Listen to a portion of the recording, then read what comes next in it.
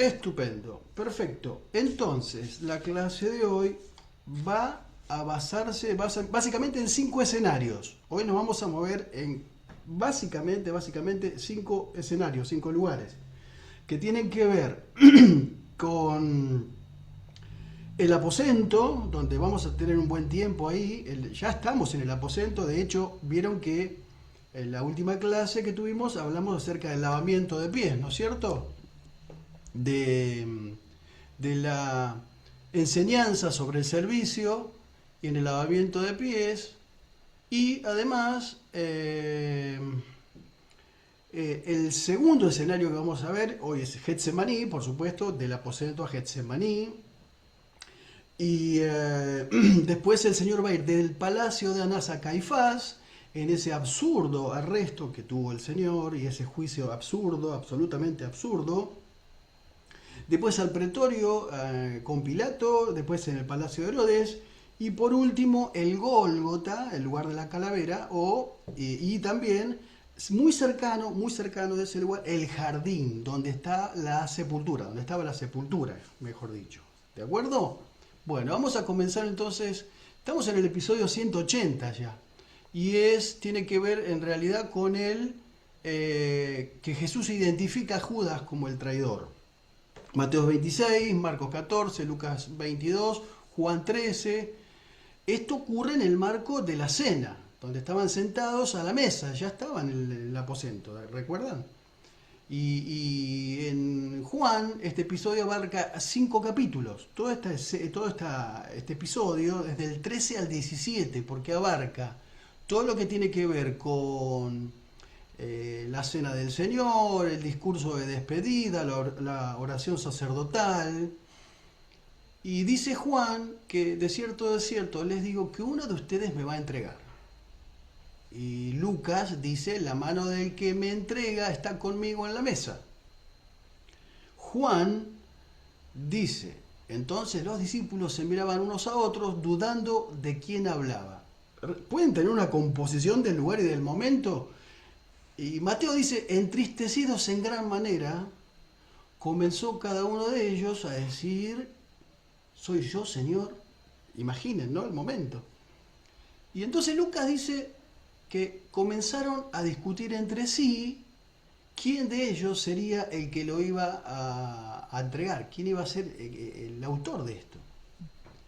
Juan es interesante, vieron que Juan es muy particular. Juan dice de Juan, de él mismo, y uno de los discípulos al cual Jesús amaba, Juan dice de Juan, ¿no? De él mismo, estaba recostado al costado de Jesús.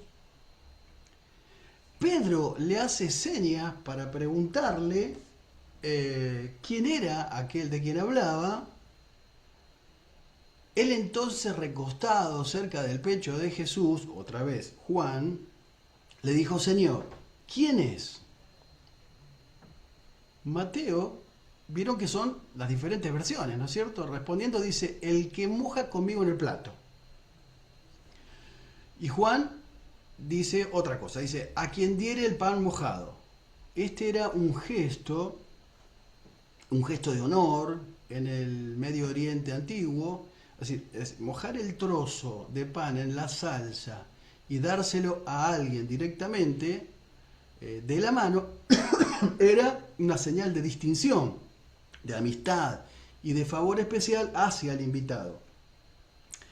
Y Judas le ordena Jesús dice, le ordena a Judas que ejecute su traición directamente.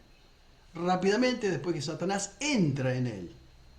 Y mientras los demás discípulos malinterpretaban es un ambiente de confusión, ¿no es cierto? Malinterpretaron las palabras del Señor, pensando que iba a comprar provisión para ayudar a los pobres. Pensó que iba a salir para ayudar a comprar provisiones para los pobres. Y Judas, en un cinismo total, pregunta, ¿soy yo, maestro? Tú lo has dicho, dice el Señor. Y cuando hubo tomado el bocado, salió y ya era de noche. Es interesante los tiempos que marcan los evangelios, porque ya estamos hablando de la noche.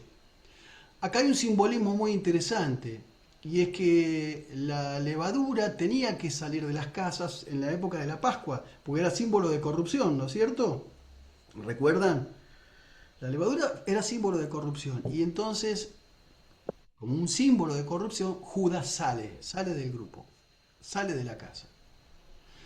Y acto seguido Jesús predice que todos los discípulos lo van a negar. Mateo 26, Marcos 14, Lucas 22, Juan capítulo 13. Le dice que todos, absolutamente todos, van a dudar y a dejarlo esa misma noche. Por causa del arresto. Y es que cita la profecía del pastor, al herir al pastor las ovejas del rebaño, se van a separar y dispersar. Pero a la vez le da una promesa al Señor, una promesa de esperanza. Les asegura que después de vencer a la muerte y resucitar, volverá a reunirse con ellos y en Galilea.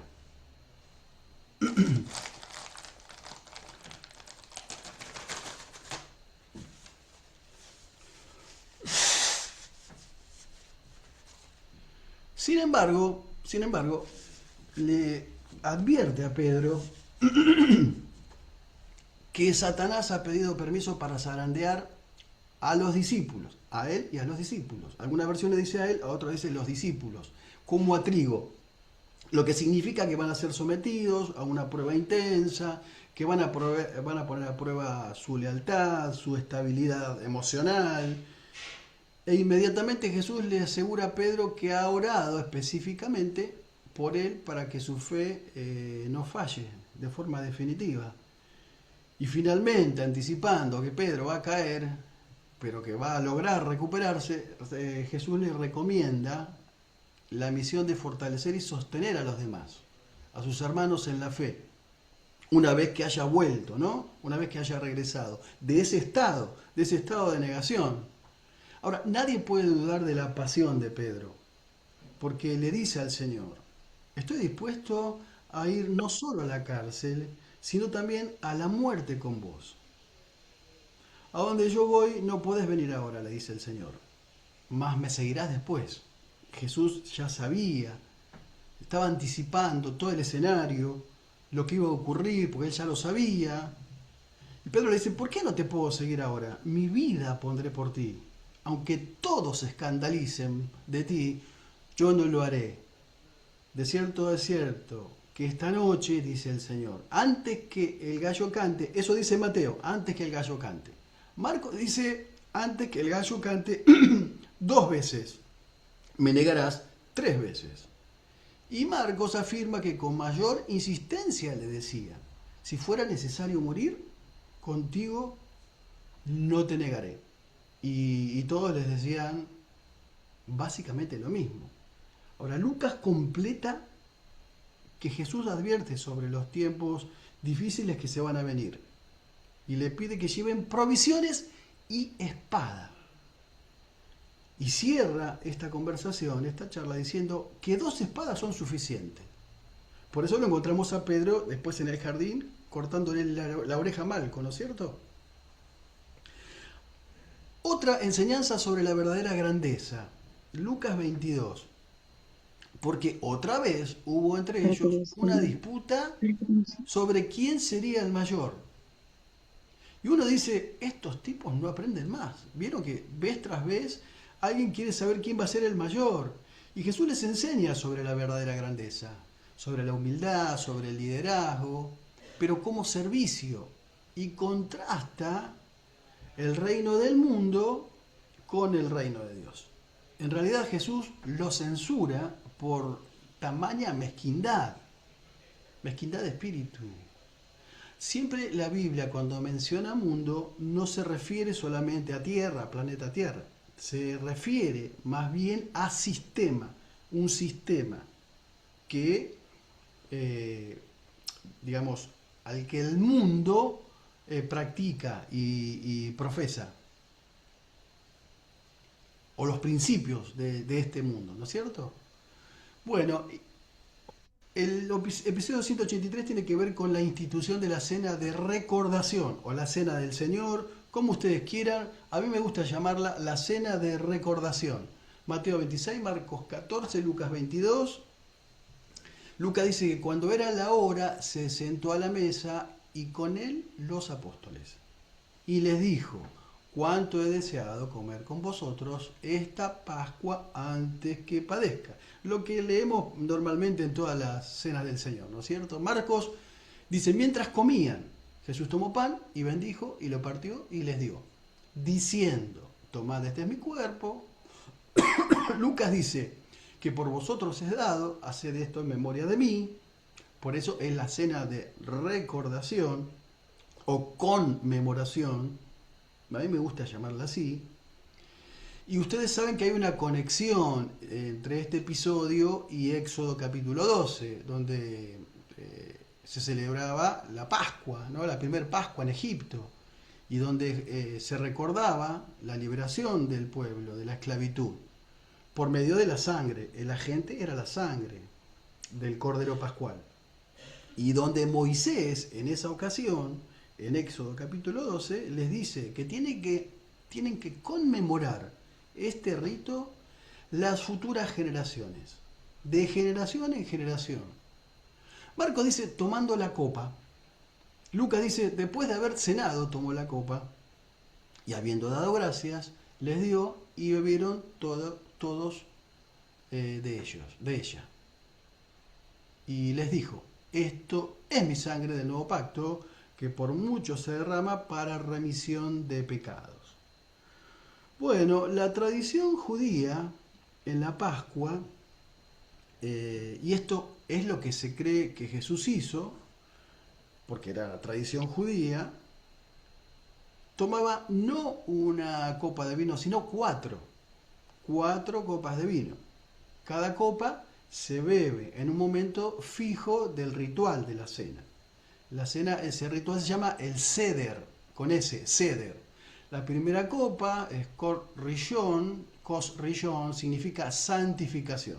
No hace falta que lo anoten, esto es simplemente dato. Se toma al inicio como la bendición que santifica el día festivo y corresponde a la promesa de Éxodo capítulo 6. Yo os sacaré debajo de las cargas de Egipto. La segunda copa es Kosh Sheni, liberación, y se bebe tras relatar la historia del Éxodo y representa la frase: os salvaré de su servidumbre. Y la tercera copa, Kosh Shiliri,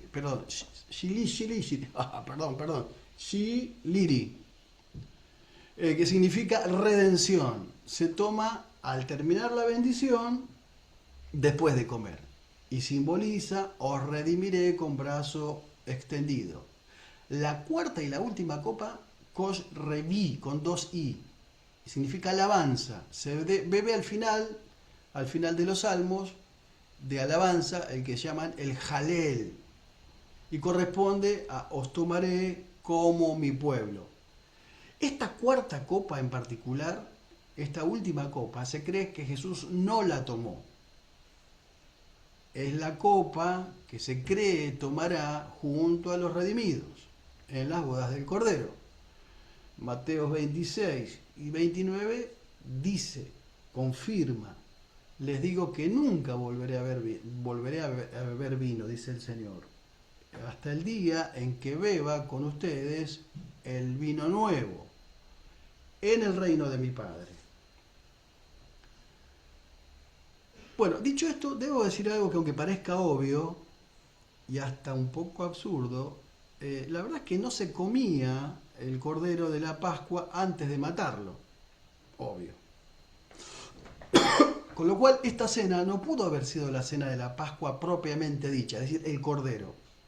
Porque el cordero de Dios, Cristo, nuestra Pascua, ya había sido muerto para la fecha del 14 del Nisan. Por eso, cuando el Señor dice: cuánto he deseado comer con vosotros esta Pascua con ustedes, como vimos al principio,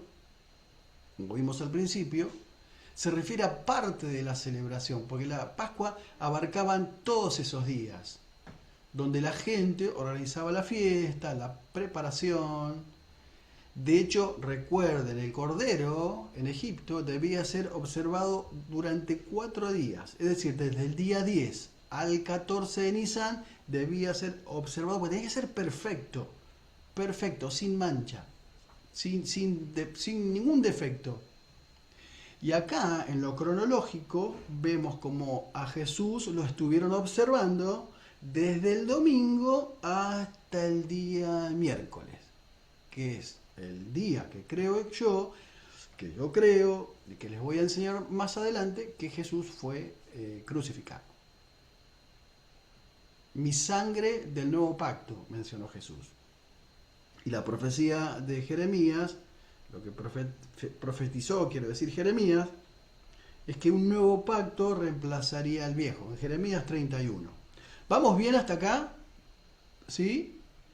¿Alguna Sí, sí, pregunta? sí. ¿Sí? ¿Estamos bien?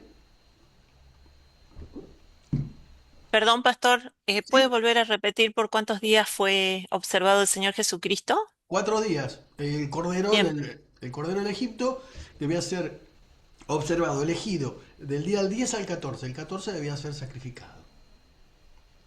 Por eso bien, digo que desde el domingo al miércoles tenemos 4 días, ¿no es cierto? Bueno, la perfecto. despedida de los discípulos, Juan 14 al 16. Este discurso, que es un discurso de despedida, ocurre en el mismo aposento, por supuesto, y es sin duda, el de los más emotivos. Es, recuerden, es como que cuando un amigo se despide, cuando un amigo se despide y no lo van a volver a ver. Lo que ocurre que en este caso lo van a ver en la resurrección y era necesario que el Señor se fuera para enviarles el Espíritu, enviarnos el Espíritu, ¿no? Abarca 3 capítulos porque incluye también la oración sacerdotal o intercesora y es básicamente para prepararlos para su partida y prometerles, como dije bien, el Espíritu Santo. Resumidamente podemos hablar de 3 momentos acá. Menciona consuelo, camino, capítulo 14, dice no se turben y anima a sus discípulos a confiar en Dios y en Él, prometiendo que va a prepararles un lugar en el cielo. Les habla del camino ante la duda de Tomás. Jesús declara yo soy el camino, la verdad y la vida, afirmando que Él es el único acceso al Padre, el único medio. Nos habla del Consolador, promete enviar al Espíritu Santo para guiar, consolar y permanecer con ellos. La enseñanza de la permanencia, capítulo 15, es extraordinario, que tiene que ver fundamentalmente con ese principio, el principio de la permanencia, la vid y el mundo, la vid y los pámpanos. Jesús se compara con una vid verdadera.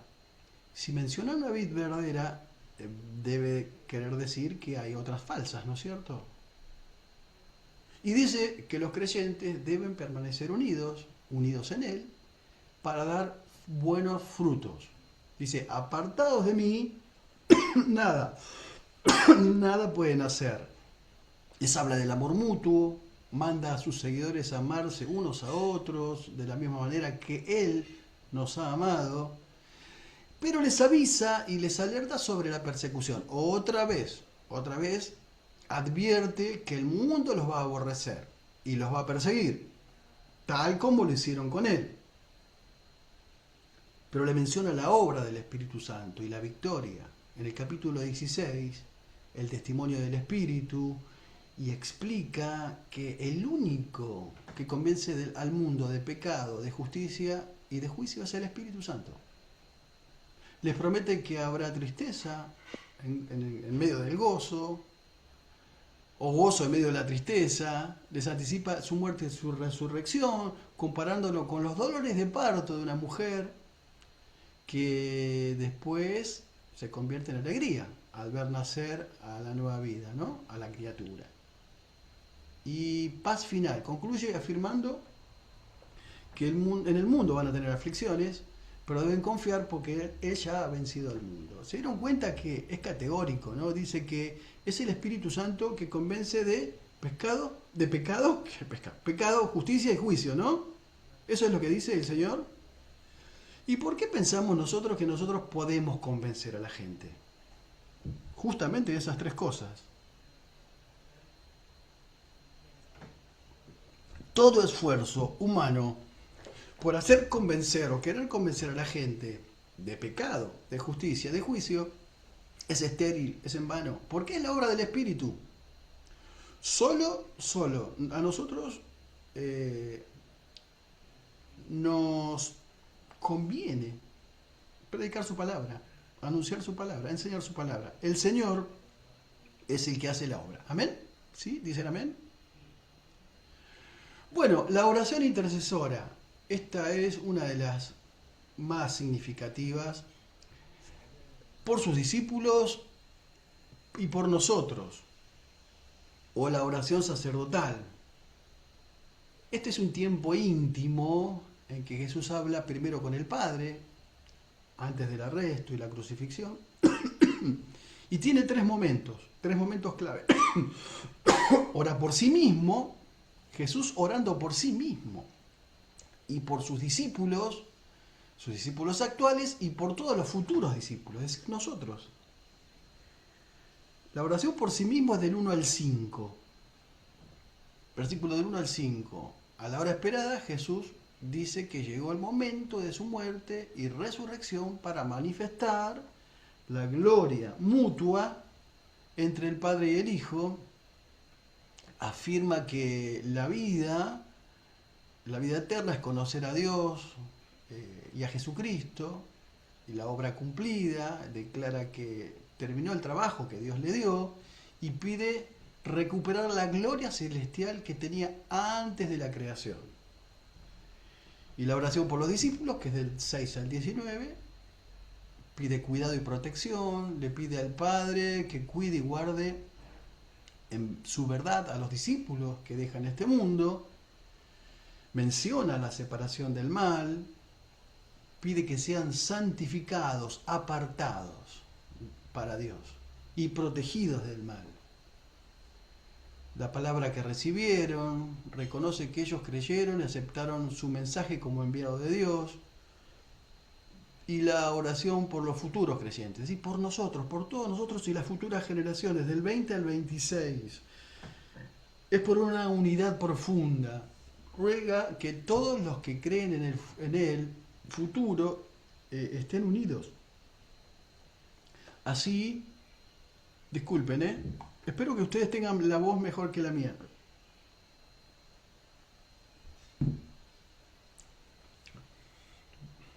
¿Dónde estábamos? Bien. Lo que explica entonces es que esa unión va a ayudar a que el mundo crea que Dios lo envió a él. La importancia de la unidad, ¿no? Y termina deseando que el amor del Padre esté con ellos y que todos estén con Él en su gloria. Al final, todos reunidos con Él en su gloria. De ahí, y en esta despedida, después de esta oración prolongada, sentida y tan especial para los discípulos y las futuras generaciones de discípulos, comienza la etapa de la agonía en el huerto. De ahí se van a trasladar entonces a Getsemaní. Marcos 14, Lucas 22, Mateo dice, cuando hubieron cantado el himno, salieron al monte de los olivos. Este himno pertenece al Jalel, con Elie, Jaliel, que era una serie de himnos o salmos entre el 113 y el 118, y que se cantaba justamente para esta festividad, para la Pascua. Mateo dice, llegó Jesús con ellos a un lugar llamado Getsemaní, y dijo a sus discípulos, siéntense aquí entre tanto que voy y oro. ¿Y a quién llevó? Pedro, Jacobo y Juan. Y comenzó a entristecerse y a angustiarse en gran manera. ¿Saben lo que significa Getsemaní? Getsemaní significa lugar de la prensa. Todavía hay olivos en ese lugar que conservan el ADN de aquellos cuando Jesús agonizaba en el jardín. Y es interesante porque el lugar de la prensa era donde se prensaban, obviamente, los olivos, las aceitunas, para obtener aceite. En ese lugar en ese lugar de la prensa, Jesús estaba siendo prensado en su alma y en su espíritu. Por eso dijo, mi alma está, una versión dice, destrozada de tanta tristeza, hasta el punto de la muerte. Quédense aquí y velen conmigo, dijo el Señor. Y apareció un ángel del cielo para fortalecerlo. Y estando en agonía, oraba más intensamente. Y se nos dice que su sudor era como gotas grandes de sangre que caían a tierra. Esta es una condición médica que ya ha sido estudiada. Se llama hematohidrosis. Hematohidrosis. Es una condición que se efectúa bajo un estrés muy grande, donde los vasos sanguíneos se rompen exudando sangre mezclada con sudor.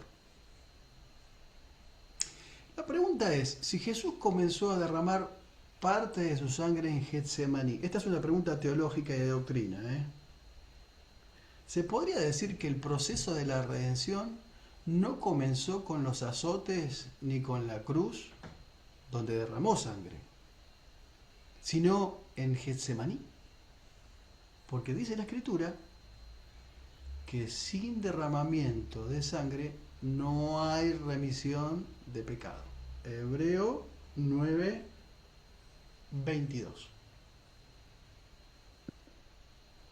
Y se adelantó un poco más, se inclinó a rostro a tierra mientras oraba. Algunos creen que esta era la posición que adoptaban las hebreas para dar a luz sus hijos, dando a entender, de alguna manera, que el Señor estaba en su agonía dando a luz la salvación para la humanidad. Padre mío, si es posible, pase de mí esta copa. Sin embargo, quiero que se haga tu voluntad, no la mía. ¿Qué era lo que más angustiaba a Jesús? ¿Qué era lo que más le angustiaba? ¿Por qué tanta agonía y sufrimiento? ¿Por la cruz, el arresto, la vergüenza, el castigo? ¿Por qué? ¿Saben por Por qué? la separación con el Padre. Claro, porque el Hijo de Dios, el Santo, el Majestuoso, el Poderoso Hijo de Dios, iba a cargar con los pecados de toda la humanidad. Con todos los pecados. Nuestras mentiras, nuestras negaciones, nuestras traiciones, nuestros malos pensamientos, nuestras mezquindades, nuestras maldades, todo eso, todo, absolutamente todo eso, y mucho más iba a ser cargado en su cuerpo. Profe, ¿Sí? todos esos pecados, todas esas cruces que cargó, ¿serían las pasadas, presentes y futuras? Exactamente. Ujú. Ok, gracias. Y volvió a los discípulos y los encontró dormidos. ¿No pudieron velar conmigo ni siquiera una hora? Velen, oren, no cedan a la tentación. Porque el espíritu está dispuesto, pero el cuerpo es débil. La carne es débil, dice una versión, ¿no es cierto? Una Perdón, segunda vez. profe, Sí, ¿le puedo hacer otra consulta derivada adelante. de la consulta que hizo mi compañero? Sí. Es respecto a la salvación de la gente del antiguo pacto. Mm. Ellos no tuvieron la posibilidad de aceptar a Cristo como su Señor y Salvador personal, pero cuando Cristo murió por la gente del pasado, el presente y el futuro, ¿significa que ellos también pudieron ser salvos de alguna manera? No existe, en el antiguo pacto no existe ningún momento en que no hayan tenido luz evangélica. Siempre han tenido luz, siempre tuvieron un acercamiento a Dios. Y Jesús, el Cristo, está plasmado en todos los libros de la Biblia. No Pero lo... ellos no lo sabían, Exactamente. porque a los suyos vino y los suyos no le recibieron, dice la Eso es el palabra. pueblo judío. Sí. Esa palabra es para el pueblo judío. exacto. Dice, a lo, gracias por recordármelo, creo que lo mencioné o no lo mencioné, pero vale la pena ahora mencionarlo. Dice, a lo suyo vino, no a los suyos. A lo suyo, cuando dice a lo suyo, es sin ese. En Juan capítulo 1, 1.17, 1.16, 1.14, por ahí. Dice, a lo suyo es al establecer su reino. Y los suyos no lo recibieron. ¿Eh? Es decir, los suyos, Sí. su pueblo, su nación, no lo recibieron. A lo suyo fue a establecer su reino, su mensaje. Y los suyos no lo recibieron. Gracias porque no me acuerdo si mencioné eso. ¿Alguna pregunta más? Sí, Buenas noches, pastor. hacerse tranquila vos primero. Perdón, perdón. Sí, Cristian, ¿quién habló? buenas Buenas noches, noches. pastor. Quería hacer una pregunta. Sigue adelante, Mariela. Lo que le quería preguntar era, en el momento de Jesús en la cruz, ahí antes de la cruz, las gotas de sangre y todo eso, el estrés que él sintió, que usted estaba Sí. explicando, eh, es como que tuvo miedo, sintió Ahora, miedo. ahora no menciona miedo. Angustia sí. No menciona miedo la escritura. Sí angustia. Eh, Sí él en un tristeza. momento dice, si es posible, Claro, quita de mí esta copa, ¿no? claro. Sí, sí. Sí. Yo entiendo, pastor, que él en su condición humana en ese momento, ¿sí? Claro, claro, claro. Sí, sí, sí, sí. Sí, sí. Miren, cuando ustedes vean doctrina, eh, van a ver justamente sobre la deidad de Cristo, pero también la humanidad. 100% hombre, Sí. 100% Dios. Con lo cual, Ujú. todas las emociones que padeció Jesús y todas las tentaciones que nosotros padecemos, las padeció Él también.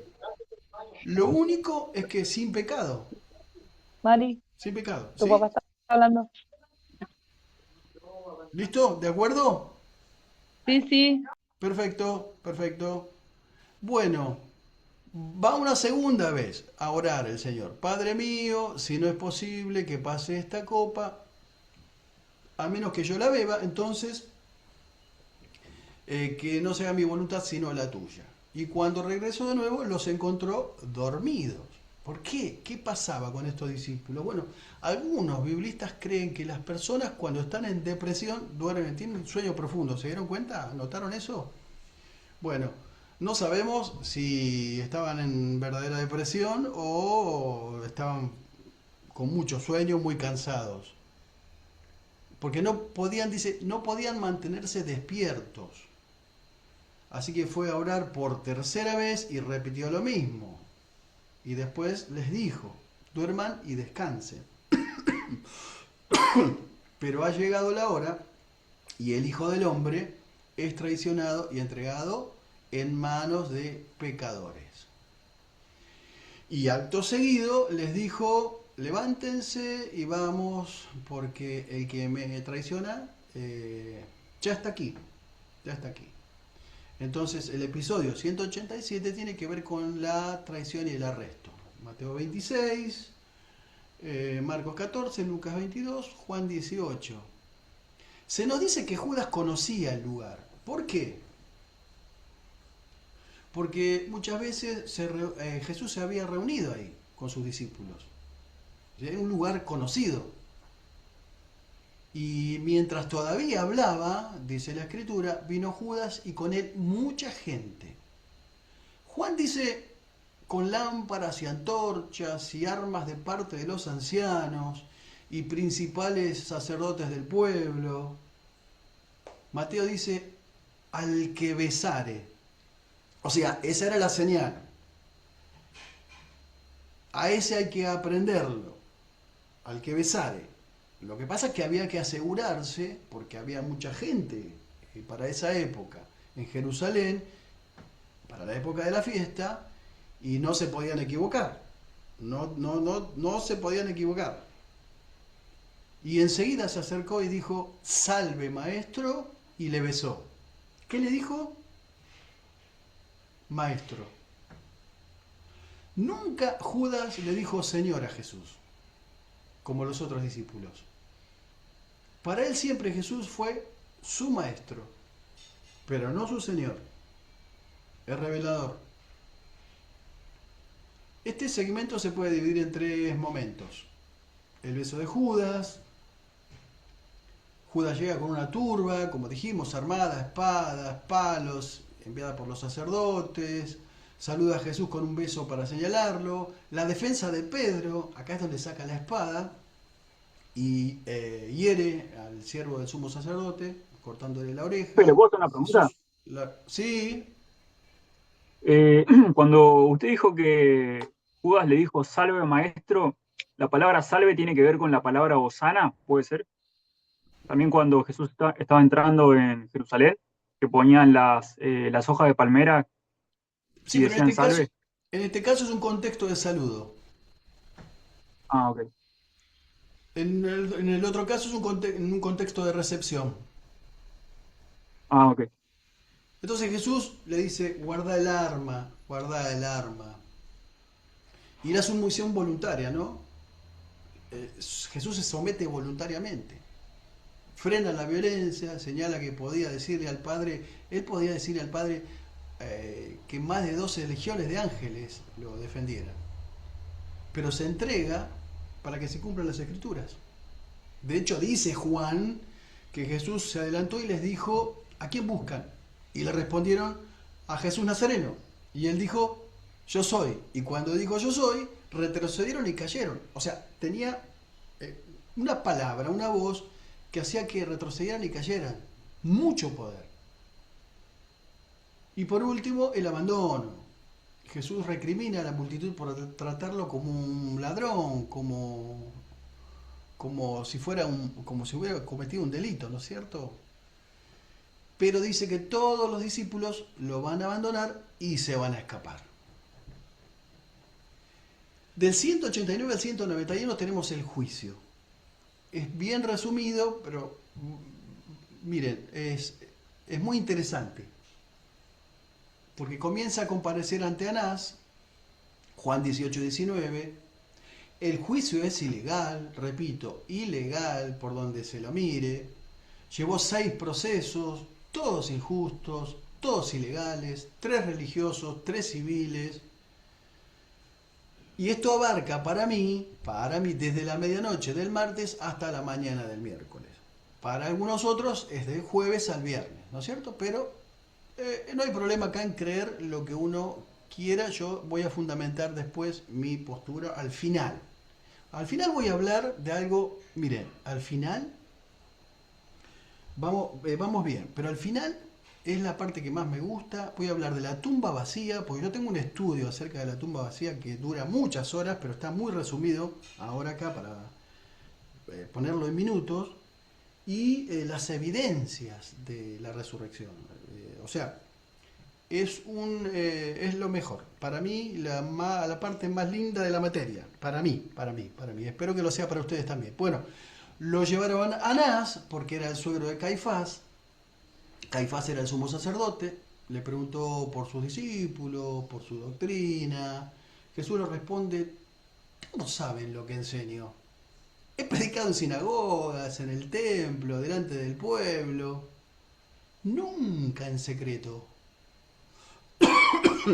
¿Por qué me preguntan a mí? Pregunten a quienes oyeron.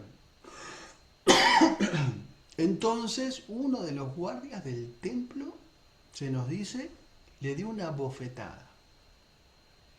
Esta es la forma de contestar al sumo sacerdote, le dijo.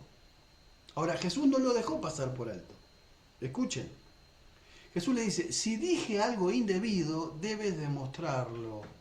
Pero si digo la verdad, ¿por qué me pegas? Es que todavía se seguía observando al cordero para ver si encontraban alguna mancha, algún defecto. ¿Se dieron cuenta? Entonces Anás lo ata y lo lleva ante Caifás. Mateo 26, Marcos 14, Lucas 22, Juan 18. Ahora comparece ante Caifás. Pero mientras, Pedro lo seguía de lejos hasta el patio del sumo sacerdote. Y entrando se sentó para ver el fin, dice Marcos, calentándose al fuego.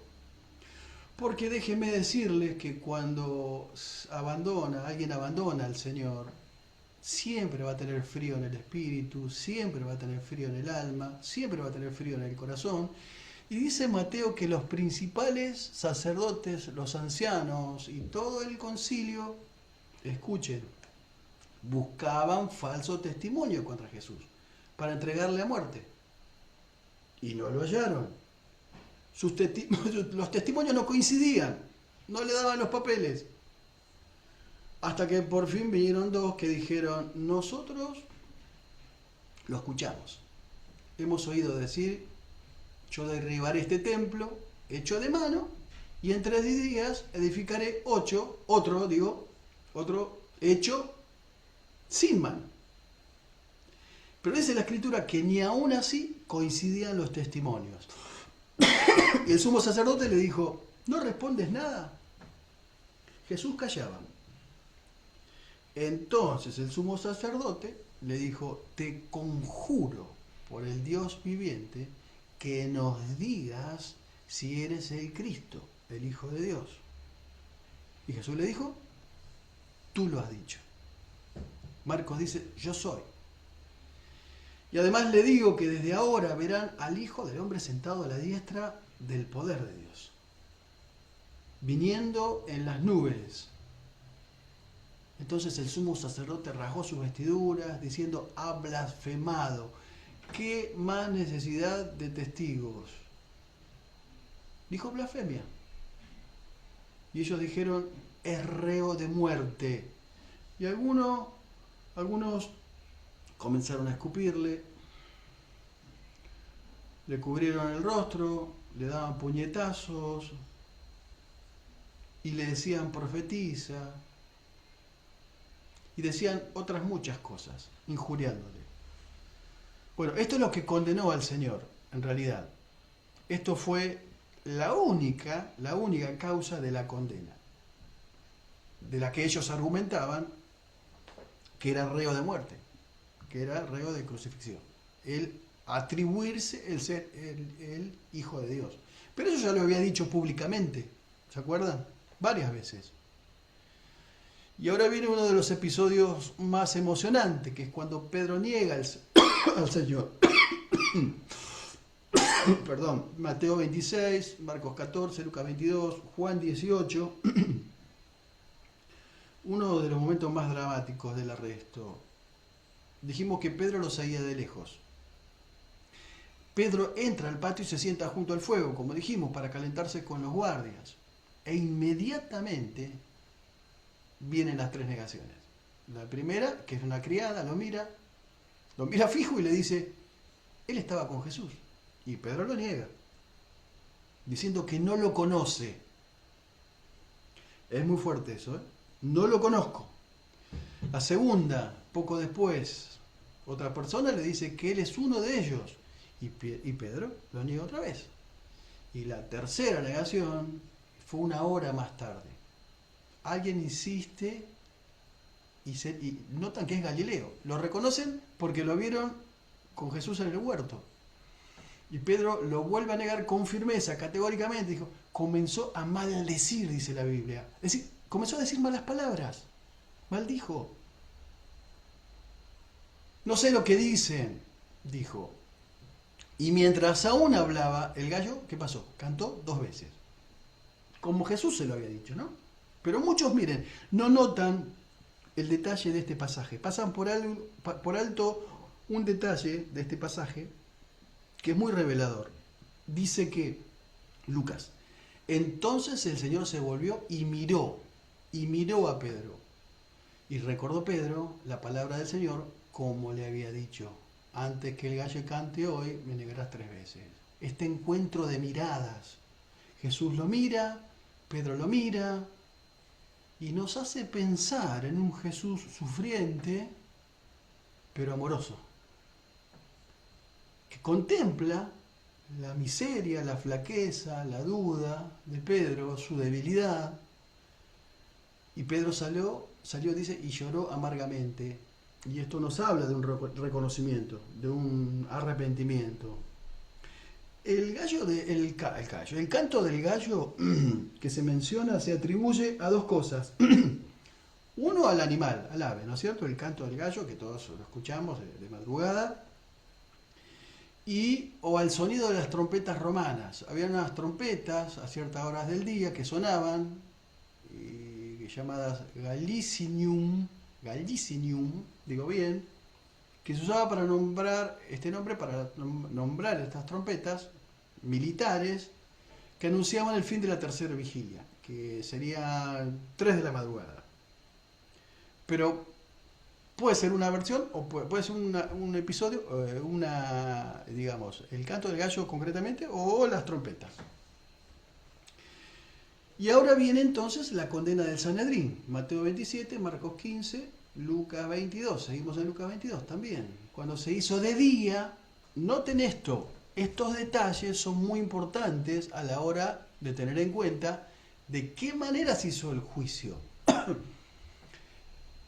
Este dato es sumamente importante. ¿Y por qué? Porque ningún acusado o sospechoso se podía juzgar o indagar o procesar por la noche. Estaba prohibido por la ley, la antigua ley judía. El Mishnah, que establece que de manera clara que ningún juicio que pudiera terminar en pena de muerte debía celebrarse durante la noche, sino solo de día. Y se reunió el concilio de los ancianos del pueblo, tanto los principales sacerdotes como los escribas, y llevaron a Jesús ante el concilio, diciendo, si tú eres el Cristo, dínoslo. Pero él les dijo, ustedes dicen que lo soy. Y ellos dijeron, ¿qué más pruebas necesitamos? Y acto seguido lo llevan atado a Poncio Pilato. Entonces, el proceso de juzgamiento tiene 6 etapas. El arresto fue de parte de los judíos, fue entonces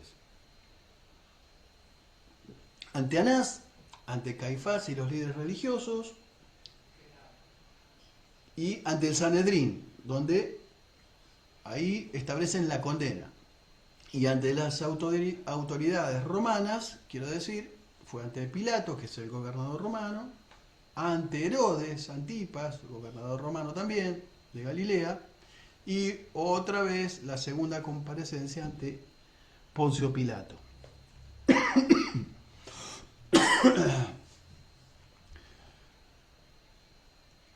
El suicidio de Judas. Judas Iscariote se suicida, Mateo 27, del 3 al 10 está eso. Del 3 al 10. Las traiciones son las cosas más dolorosas de la vida, sobre todo cuando viene del círculo íntimo, ¿no es cierto? Pero se puede hablar del remordimiento de Judas, porque sintió un gran remordimiento que no tiene que ver con arrepentimiento, son dos cosas diferentes.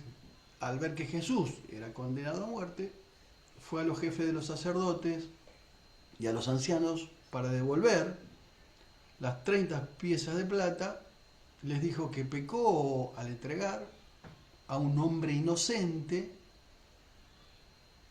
y los líderes religiosos rechazaron el dinero y no mostraron ningún interés en su culpa. ¿Qué hubiera ocurrido si en vez de ir a los líderes religiosos iba a Jesús y se arrepentía?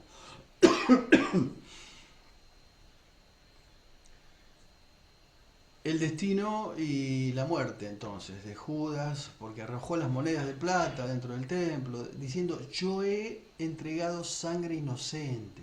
Y ellos dijeron, ¿qué nos importa a nosotros? Allá tú. Y luego fue y se ahorcó.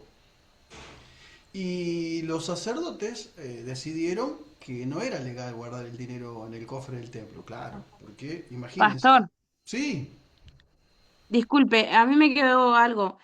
Diga. Usted dijo que Judas no se arrepintió, que eso es lo que, o sea, lo que siempre decimos es que Judas se arrepintió, no que tuvo remordimiento. Eso es lo que no entiendo. No, ¿Realmente Judas, antes de suicidarse, se arrepintió o fue solamente remordimiento? ¿a dónde? No dice en ninguna parte, Tamara, que se arrepintió. Lo que deducimos por lo que hizo es que tuvo remordimiento, porque reconoce que está entregando sangre inocente. Por eso dije que si él tal vez hubiera ido a Jesús a arrepentirse, hubiera recibido el perdón del Señor. Pero la profecía no se iba a cumplir, ¿no es cierto? Entonces, dicen, ese dinero los sacerdotes dicen, no lo podemos guardar, pues dinero de sangre, ha sido precio de sangre. Entonces, ¿qué hicieron? Usaron esas monedas para comprar un campo. Miren qué nombre, el campo del alfarero, como lugar para enterrar a los extranjeros, ¿no? O sea, no los judíos, los extranjeros. Y el lugar fue llamado también campo de sangre, cumpliendo la antigua profecía de Jeremías. Mire, Mateo relata que se ahorcó. Y Lucas, en el libro de los Hechos, dice que cayendo de cabeza se reventó, dice, por la mitad. Y todas sus entrañas se derramaron. Dantesco, ¿no? El escenario, ¿no? Uno dice que se ahorcó y Lucas dice que se cayó y se partió y sus entrañas se derramaron. ¿Cómo reconciliamos entonces estos dos relatos? ¿Cómo lo reconciliamos? Bueno, es fácil. Estaba colgado, se cayó y pasó de todo esto. Lo que dice Lucas. Fin del conflicto. No hay conflicto en esto. Bien. Ahora va a comparecer ante Pilato. Episodio 193. Primera audiencia ante Pilato. Juan dice que llevaron de mañana de la casa de Caifás. O sea, ya pasó toda la noche, ¿se dieron cuenta? Toda la noche. Lo llevan de mañana al pretorio. Pero ellos no entraron. Los religiosos no entraron para no contaminarse. Y para poder comer la Pascua. Estaban víspera de la Pascua, cerca de la Pascua. Pilato sale a preguntarles sobre la acusación. Ellos respondieron, es un criminal. Y Pilato le dice que lo juzguen ellos mismos. Pero los judíos dicen que no tienen permiso para matar a nadie. Para que se cumpliera así de la forma en que el Señor iba a morir, ¿no es cierto? Pilato tiene un diálogo con Jesús acerca de la verdad. Entra de nuevo y le pregunta a Jesús si es rey. Y Jesús le consulta si lo dice por iniciativa propia o por otros. Jesús aclara que su reino no es de este mundo porque sus seguidores no pelearon para defenderlo y afirma que nació para dar testimonio de la verdad. Y Pilato le pregunta, ¿qué es la verdad? Saliendo otra vez a declarar que no lo haya culpable, mientras lo acusaban y decían, los judíos, ¿no es cierto?, pervierte a la nación, prohíbe dar tributo al César, como si a ellos les importara, ¿no? Ellos odiaban el tributo, odiaban los impuestos, odiaban al César, pero trataban de crear odio de los romanos hacia él. Y Pilato le dice, ¿oí las cosas que testifican contra vos? Le dice a Jesús. Y Jesús no respondió nada. Y el gobernador, dice, Pilato se maravillaba mucho. Ahora, Pilato lo envía a Herodes Antipas, Lucas 23. Al saber que era Galileo, ¿qué quiere hacer Pilato? Tercerizar, ¿no es cierto? Pasar la pelota, dice, yo no quiero problemas, lo manda a Herodes. Y Herodes se alegra mucho, porque tenía curiosidad de verlo. Y Jesús guarda silencio a pesar de muchas preguntas insistentes, acusaciones. Este es el Herodes que mandó a matar, a ejecutar a Juan el Bautista. Y dice que la escritura que deseaba hacía mucho tiempo verlo por la fama, los milagros que escuchaba. Pero el interrogatorio crea, el silencio de Jesús crea una vana expectativa. Entonces Herodes espera que Jesús haga algún milagro, obra sorprendente, ¿no? El mago de turno frente a él, le hace muchas preguntas, Jesús no responde nada. Y los sacerdotes, los escribas lo acusan con gran vehemencia, dice la Escritura. Y Herodes vuelve a enviarlo ahora a Jesús ante Pilato.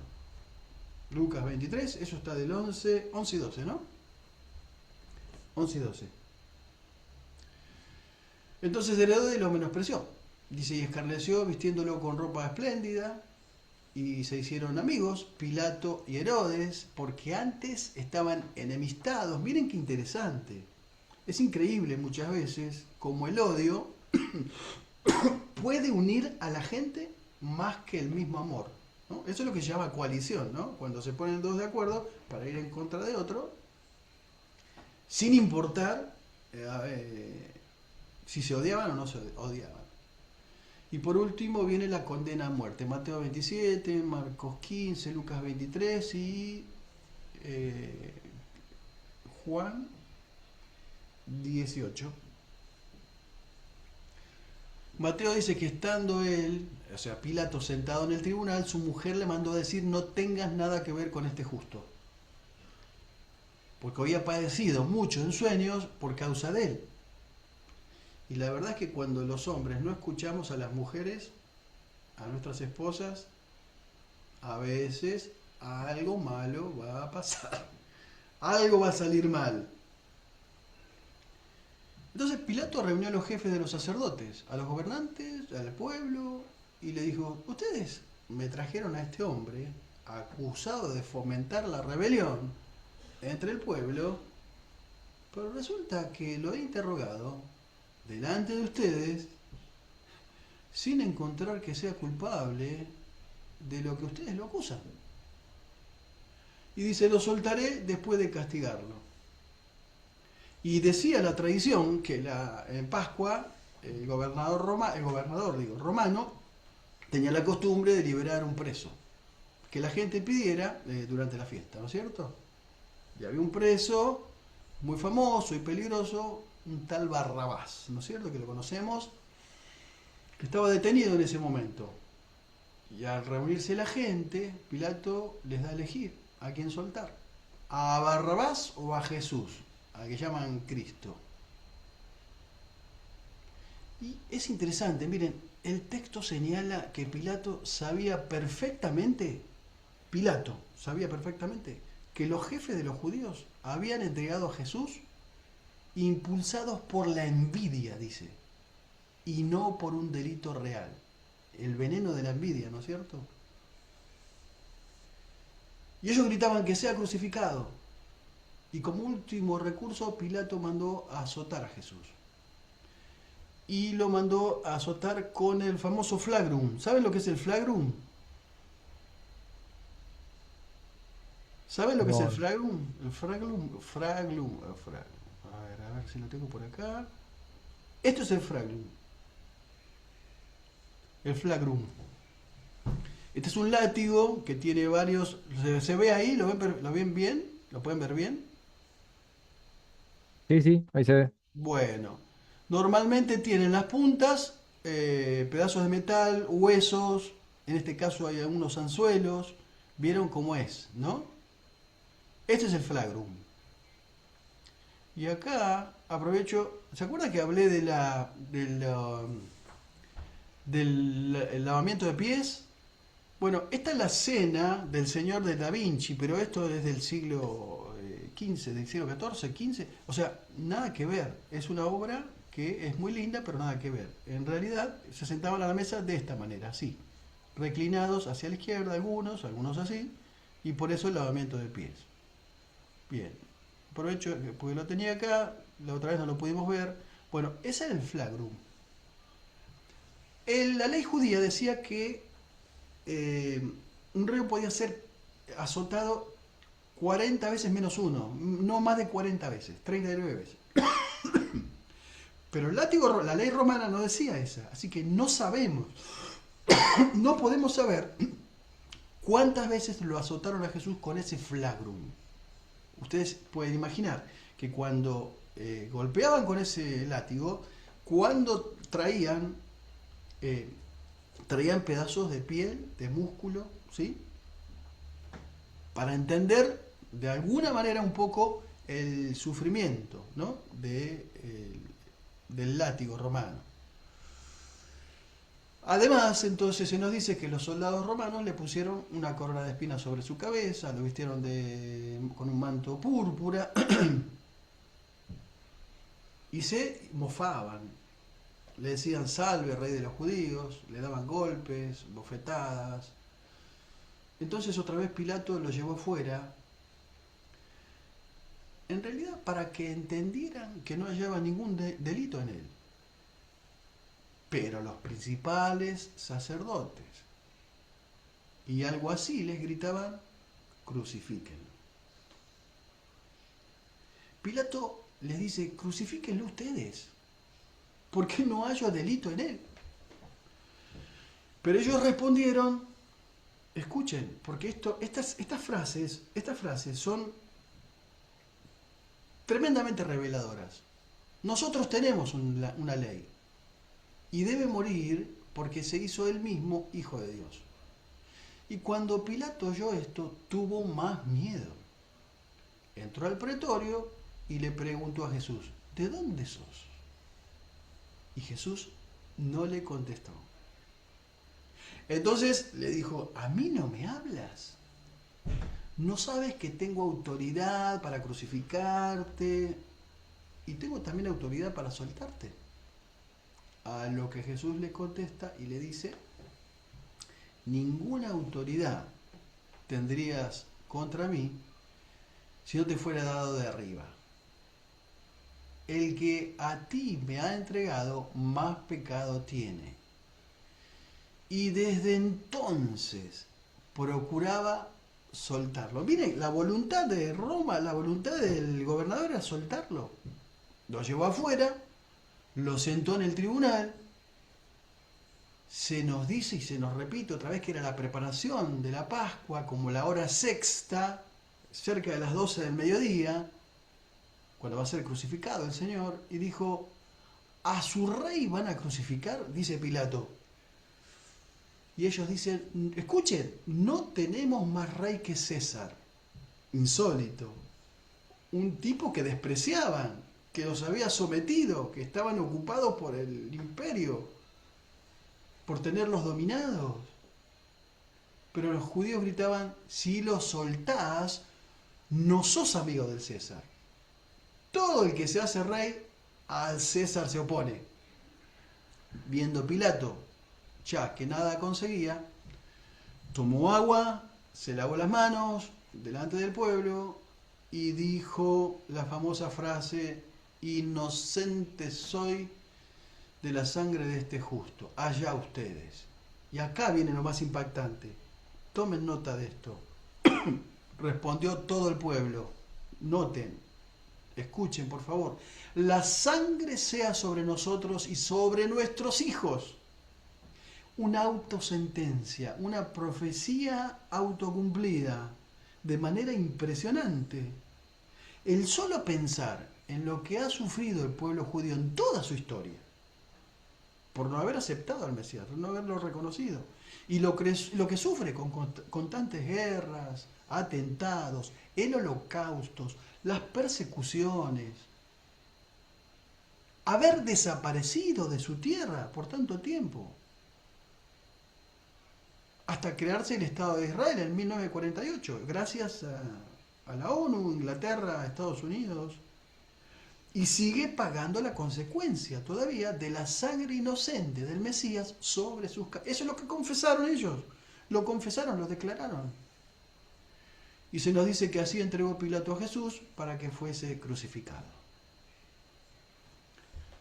Bueno, viene más burla de los soldados, la crueldad y la burla de los soldados romanos. Eso está muy bien representado en la película La Pasión de Mel Gibson. Si la vieron, La verdad que está muy bien representada. Lo desnudaron, le pusieron un manto rojo, una corona de espinas, otra vez una caña en su mano. Luego siguió la burla. Le decían salve, rey de los judíos, más golpes, más escupitajos.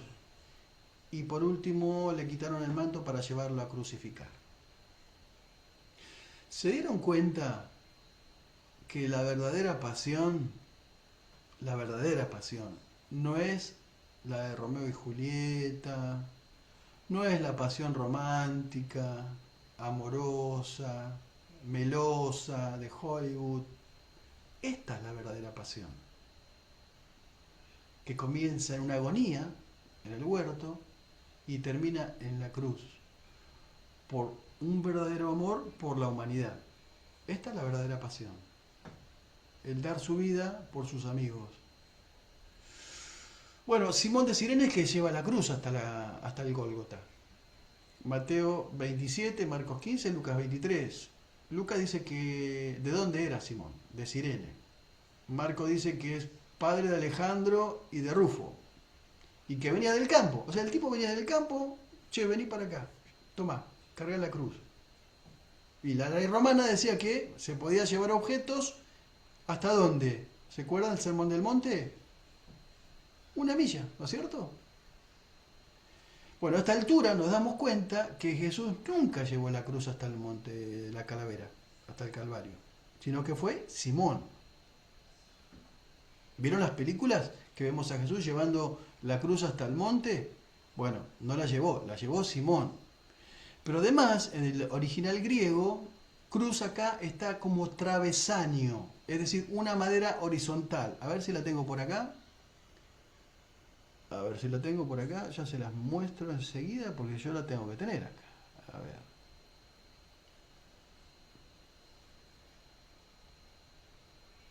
Ahí, ¿la ven ahí? ¿La pueden ver? ¿Sí o no? Sí, pastor. Bien, perfecto. Algo parecido, algo así, ¿no? No Sí, exactamente. sí, se ve. Esto es una recreación. Pero en realidad no era la cruz como nosotros eh, normalmente entendemos por cruz, sino que la traducción es travesaño. No son dos maderas, sino una horizontal. Se va a hacer realmente la cruz como nosotros la conocemos cuando llegue con la otra, con la vertical. Es decir, que la cruz, propiamente dicha, se forma en el monte, cuando se une la madera, la horizontal con la vertical. Bien. O sea que la que lleva es en forma de T. Se nos dice que una gran multitud sigue a Jesús, incluyendo a mujeres que lloran y se lamentan por él. Jesús se detiene y les dice que no lloren por él, sino por ellas mismas y por sus hijos.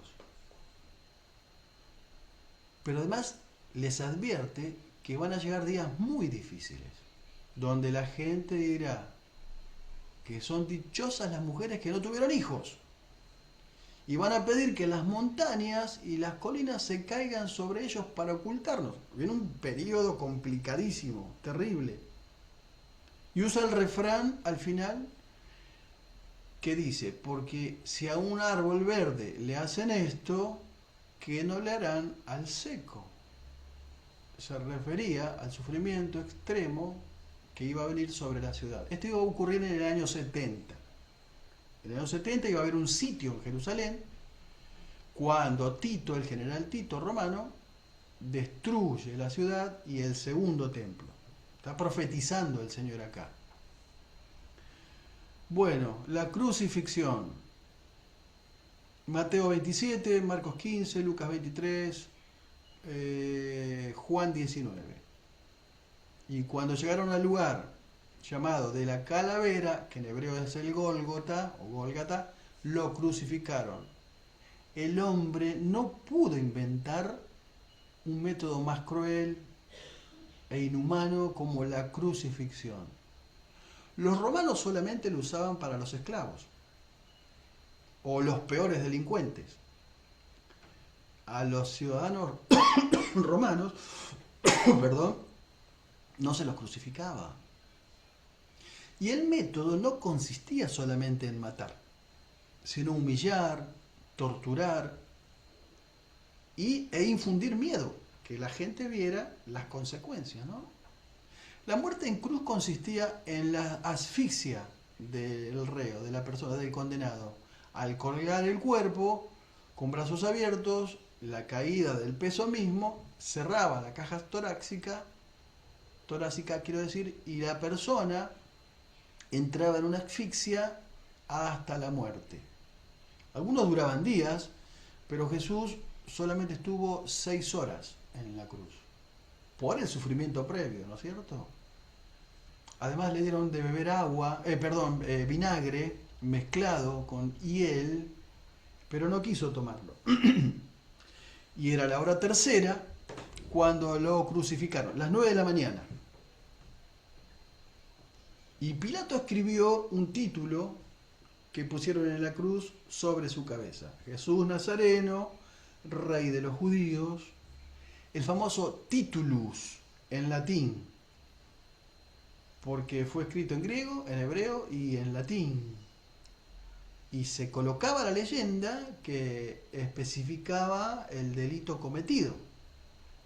Noten lo absurdo de la leyenda. Los sacerdotes pidieron que no lo escribiera, pero Pilato dijo: lo que he escrito, he escrito. Es decir, que ahora tiene sobre su cabeza la corona de espinas y el titulus, el letrero. Bueno, con Jesús en la cruz, los soldados toman los vestidos y lo dividen en 4 partes. Dijeron: no lo partamos, echemos suerte sobre ello. Todo para que se cumpliese la profecía del Salmo 22. El Salmo 22 es el Salmo de la cruz. No sé si lo sabían, pero es sumamente importante que lo tengan en cuenta.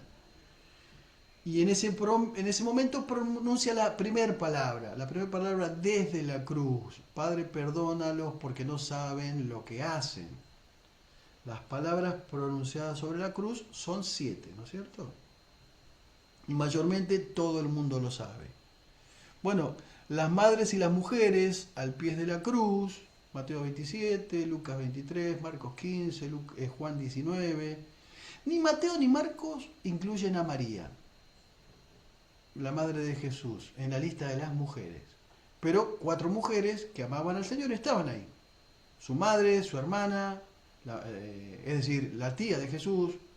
Algunos creen que era Salomé, María la esposa de Cleofas, discípulo del Señor, y María Magdalena.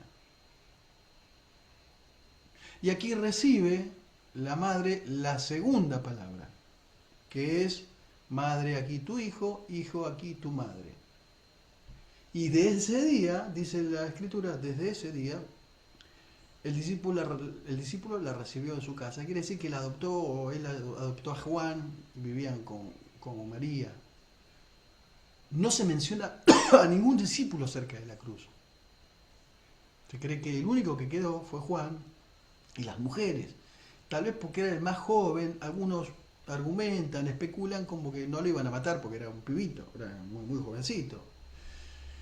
Bueno, los 2 ladrones fueron crucificados con Jesús, uno a su derecha, otro a su izquierda. Mateo 27, Marcos 15, Lucas 23. Se nos dice que, no se nos dice en realidad el nombre de los ladrones, solo que fueron colocados a uno a la derecha y otro a la izquierda, pero no hay fotos. En la Escritura no hay fotos, en la Biblia no hay fotos, pero se cumplió la Escritura que dice en Isaías que fue contado con inicuos.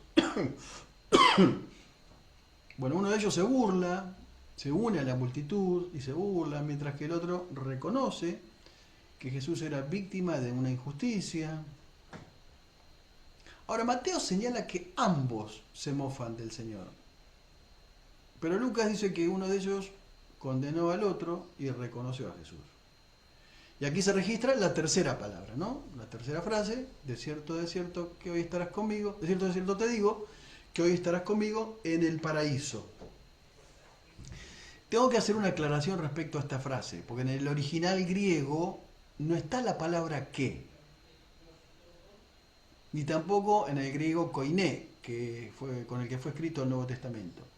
Entonces debería decir, de cierto, o de cierto te digo, hoy estarás conmigo en el paraíso.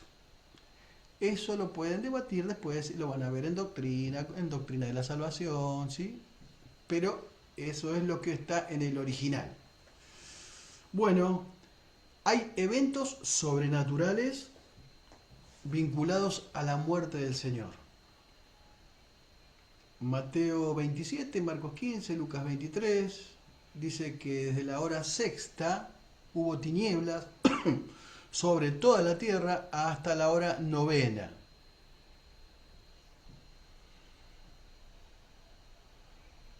Y en ese momento Jesús pronuncia la cuarta palabra, Eli, Eli, lama sabactani, que en arameo significa Dios mío, ¿por qué me has abandonado o desamparado? Haciendo alusión otra vez al Salmo 22. Ahora, todo esfuerzo humano, intelectual, para entender estas palabras de Jesús siempre es escaso. Lo cierto es que por una vez, única vez, en toda la eternidad, el Padre, Dios Padre, el Santo Dios, es como que tuvo que dar vuelta a su rostro para no ver el pecado cargado por Jesús en la cruz. Jesús se hizo objeto de pecado, se despojó de su gloria para llevarse toda enfermedad, toda maldad, todo odio, todo resentimiento y culpa en esa cruz. Algunos decían, llama a Elías, otros, veamos si viene Elías a liberarlo. Y luego viene la mención de la quinta palabra, tengo sed, para que la escritura se cumpliese. Y había una vasija con vinagre, se nos dice, la empaparon con una esponja y se la acercaron a la boca. Y cuando bebió el vinagre, dijo, consumado es, la sexta palabra. Esta palabra es muy interesante, es una de las palabras que más me gusta. Tetelestai en griego, es tetelestai. Tiene un significado tremendamente poderoso. Significa literalmente todo está cumplido, está terminado o pagado por completo. En la antigüedad, esta expresión se escribía en los recibos de impuestos, simbolizando que una deuda había sido saldada en su totalidad. Y por último, clamando a gran voz, dijo, Padre, en tus manos encomiendo mi espíritu. La última palabra, la número 7, inclinando su cabeza, entregó su espíritu. Y esta es una adaptación del Salmo 31:5, que es una oración judía tradicional que los padres enseñaban a sus hijos para antes de dormir. ¿Alguna pregunta hasta acá? ¿Vamos bien? Falta poco, falta muy poquito. Lo mejor, falta lo mejor. Tengan un poquito más de paciencia y ya falta poco. Bueno, a partir de este momento comienzan estos eventos también sobrenaturales. Como por ejemplo, que el velo del templo se rasga en dos. Dice la escritura de arriba hacia abajo. Es interesante, ¿no? Porque si alguno hubiera querido romperlo, humanamente, no sé cómo, lo hubiera roto de abajo hacia arriba, que es más fácil, ¿no? Es una cortina sumamente gruesa, y si alguno lo hubiera querido romper, hubiera hecho al revés. Una altura de 25 metros. Y ese es un momento histórico y trascendental, digo, para la humanidad. Porque ya no hay separación. A partir de ese momento ya no hay separación entre el lugar santo y el lugar santísimo. Donde al lugar santísimo entraba, ¿quién? Solamente el sumo sacerdote, una vez al año. No hay separación para acceder ya a la presencia de Dios. Y esto es más que interesante también. Dice que la tierra tembló y las piedras se partieron y se abrieron los sepulcros y muchos, dice, muchos cuerpos de santos que habían dormido se levantaron después de la resurrección. Y fueron a la ciudad y aparecieron a muchos. ¿Pueden imaginar eso? Un ser querido que falleció, uno está comiendo, almorzando o tomando mate y de pronto se aparece el tío, la tía, ¿sí o no? ¿Pueden pensar en eso? Pero ¿cómo que santos? Porque dice que se levantaron los santos, ¿no? Claro. Esta es una Y va- evidencia, es una clara evidencia que muchos creyentes del Antiguo Pacto, como dijimos hace un rato, tienen parte en la salvación del Nuevo Pacto. Porque como dijimos, tuvieron conocimiento de la gracia, aunque no era la época de la gracia. Ahora, este hecho en particular tiene una relación con la fiesta de las primicias, porque cada fiesta, cada observación solemne hablaba de Jesús, de alguna u otra manera. Y esto tiene que ver con la fiesta de las primicias, con el Bikurim, que significa literalmente primicias o primeros frutos. Era la ofrenda de la nueva cosecha que se llevaba al templo. Entonces, esa gente que resucitó de los sepulcros fue una especie de primicias. Ahora, es obvio y se sobreentiende que esa gente murió, no es que resucitó y tiene vida eterna, ¿no es cierto? Bien, el testimonio del centurión, un militar acostumbrado a ver ejecuciones, declaró, verdaderamente este era hijo de Dios. Él estuvo lo suficientemente cerca para ver todo lo ocurrido en la cruz.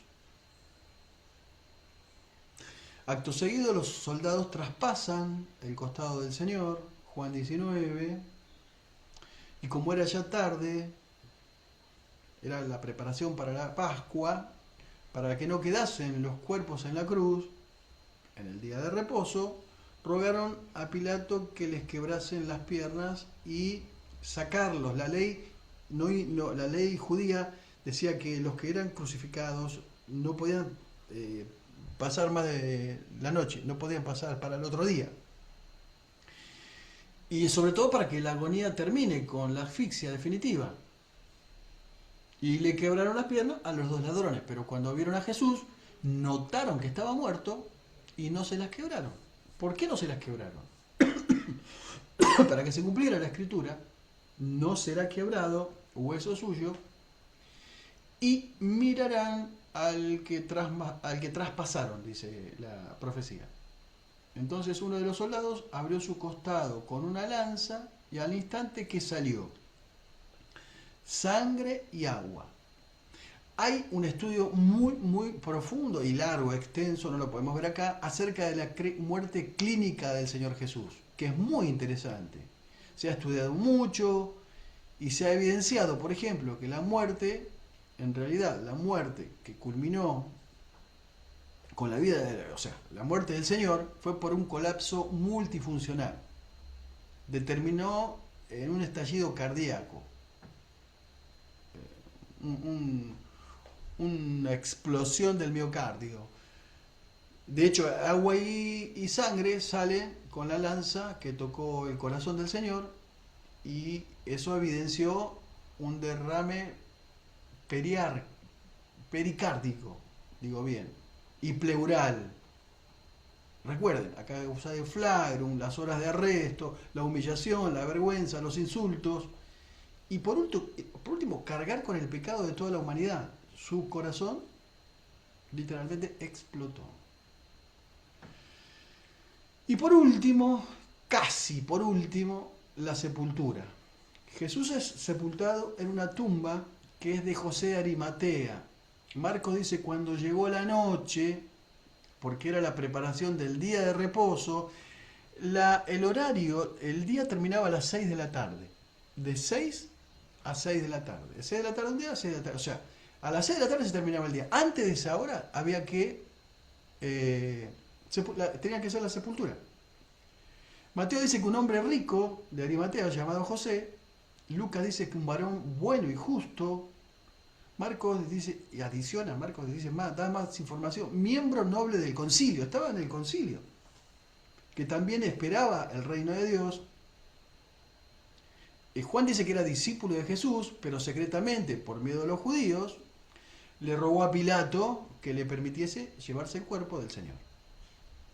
Y Juan menciona a Nicodemo, que fue al sepulcro o al lugar llevando mirra y aloe como 100 libras, unos 33 kilos. Luego tomaron el cuerpo de Jesús e hicieron el proceso de envoltura con lienzos y las especias aromáticas. Voy a explicar un poquito mejor, según la costumbre de la sepultura judía. En el lugar había un huerto y en el huerto un sepulcro nuevo, sin usar, de José de Arimatea.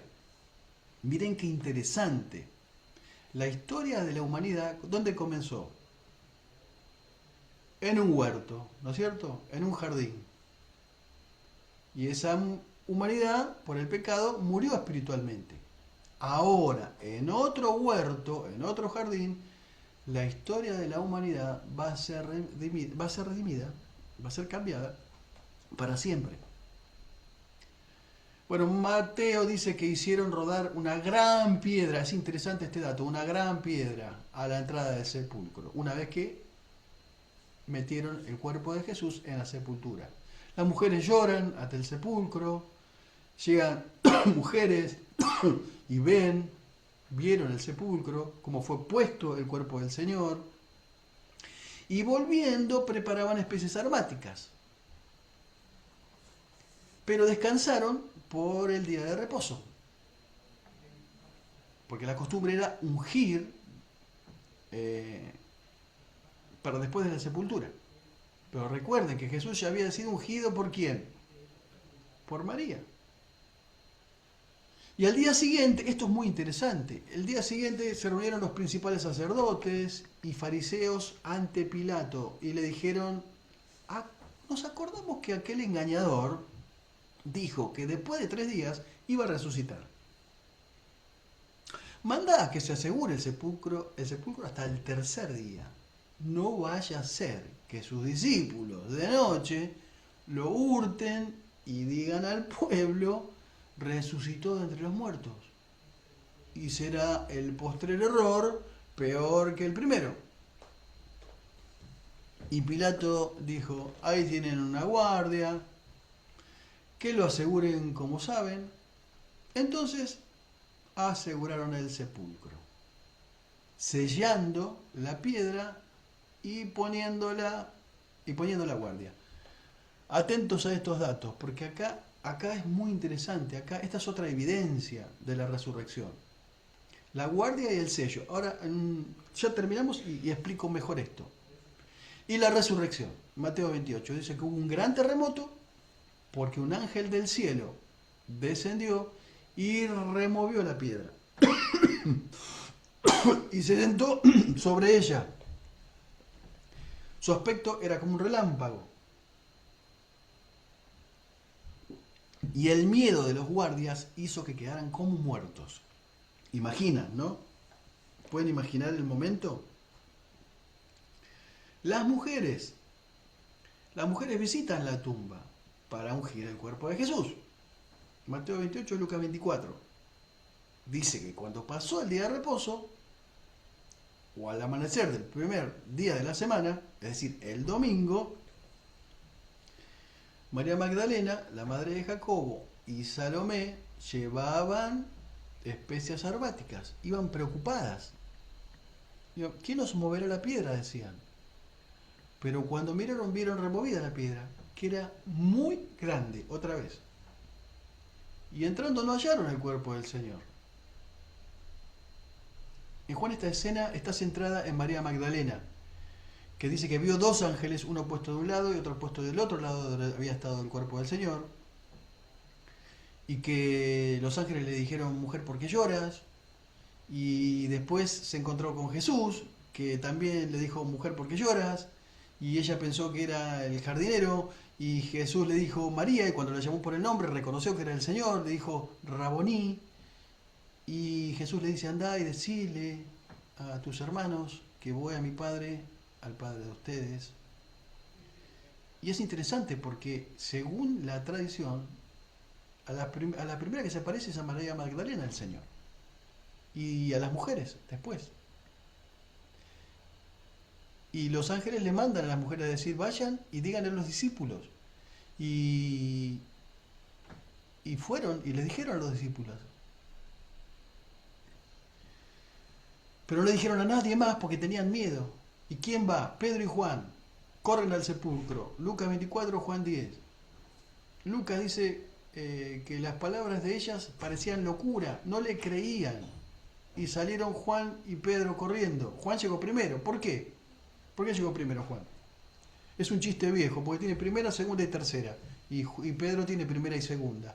Es un chiste viejísimo, por ahí lo entienden, por ahí no lo entienden, pero era más joven Juan. Entonces corrió y llegó más rápido.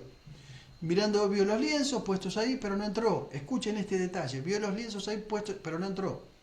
Llegó Pedro después, vio los lienzos puestos ahí, el sudario que había estado en la cabeza del Señor, no puesto con los lienzos, sino enrollado en un lugar aparte. Es decir, los lienzos por un lugar y el sudario aparte. Entonces Juan entró y vio y creyó, porque aún no habían entendido la escritura, que era necesario que él resucitase de la muerte. Hasta ahí no les caía la ficha. Ahí entendieron todo y volvieron a los suyos. Después aparece a María Magdalena acá en esta secuencia, como dijimos, pero algunos creen que apareció primero a ella, después a las mujeres. Después envía a las mujeres para informar a los discípulos, en Mateo 28. Vayan y digan a sus hermanos para que vayan a Galilea y allí me verán. Era encontrarse en Galilea, ¿sí? Ahora, en el primer siglo nadie hubiera entendido o creído esta historia, donde las mujeres fueran las primeras en ver ángeles y encontrarse con el Señor Jesús resucitado. Nadie podía creer eso en el primer siglo, era imposible de creer. Ahora, los soldados son sobornados por el Sanedrín. Miren qué interesante.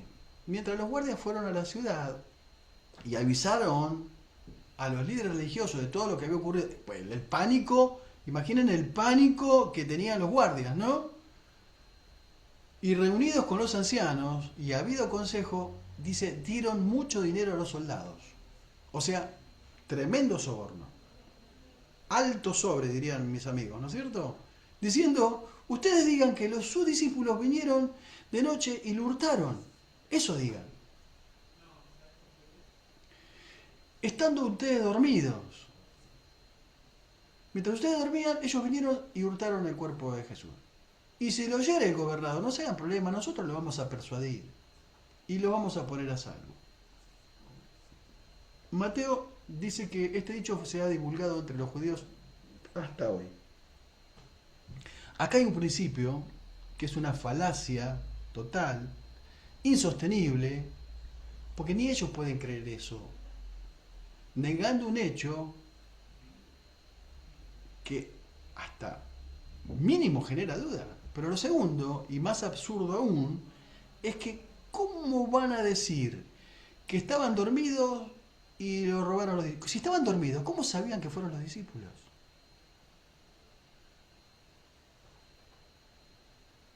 Es ridículo, es absurdo. Lo más interesante también es que dieron mucho dinero por una mentira, ¿no es cierto? Dice, dieron mucho dinero para que mientan. Y la verdad, haciendo un análisis profundo, es que hay muchos cristianos que dan mucho dinero para muchas cosas, menos para el reino, menos para la verdad. Siempre para el reino parece que es mucho, ¿no es cierto? Bueno, Jesús aparece a los que van camino de Emaús, 2 discípulos que no pertenecían a los 12, iban camino de Jerusalén a Emaús, unos aproximadamente 11 kilómetros. Había un diálogo entre ellos, y ellos iban caminando y no se daban cuenta que el que iba al lado de ellos era Jesús. el logos, la palabra que le hablaba.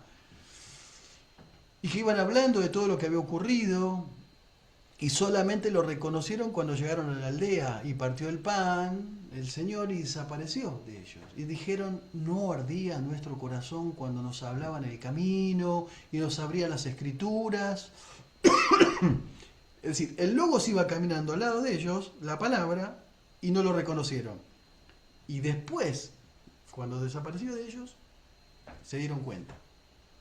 Pedro ve a Jesús en Jerusalén, los 11 reunidos, y otros dijeron, ha resucitado el Señor, ha aparecido a Pedro. Jesús aparece a los discípulos, pero sin Tomás, Lucas 24, Juan 20, cuando llegó la noche de ese mismo día, el primero de la semana. ¿Qué día era? ¿Qué día era? El primero de la semana. Domingo. Estaban las puertas cerradas, en el lugar donde los discípulos estaban reunidos. Estando las puertas cerradas, es muy interesante. ¿Por qué estaban las puertas cerradas? Normalmente estaban con las puertas abiertas todo el tiempo. Por miedo a los judíos. Pero ellos ya sabían, se habían ido a la tumba, ¿o no? Bueno, Jesús vino, puesto en medio de ellos, dijo, paz a vosotros. Lucas dice que espantados pensaron que veían espíritu, pero él los tranquilizó. Dijo, ¿por qué están turbados? Miren mis manos y mis pies, que yo mismo soy. Palpen y vean, porque un espíritu no tiene huesos ni carne.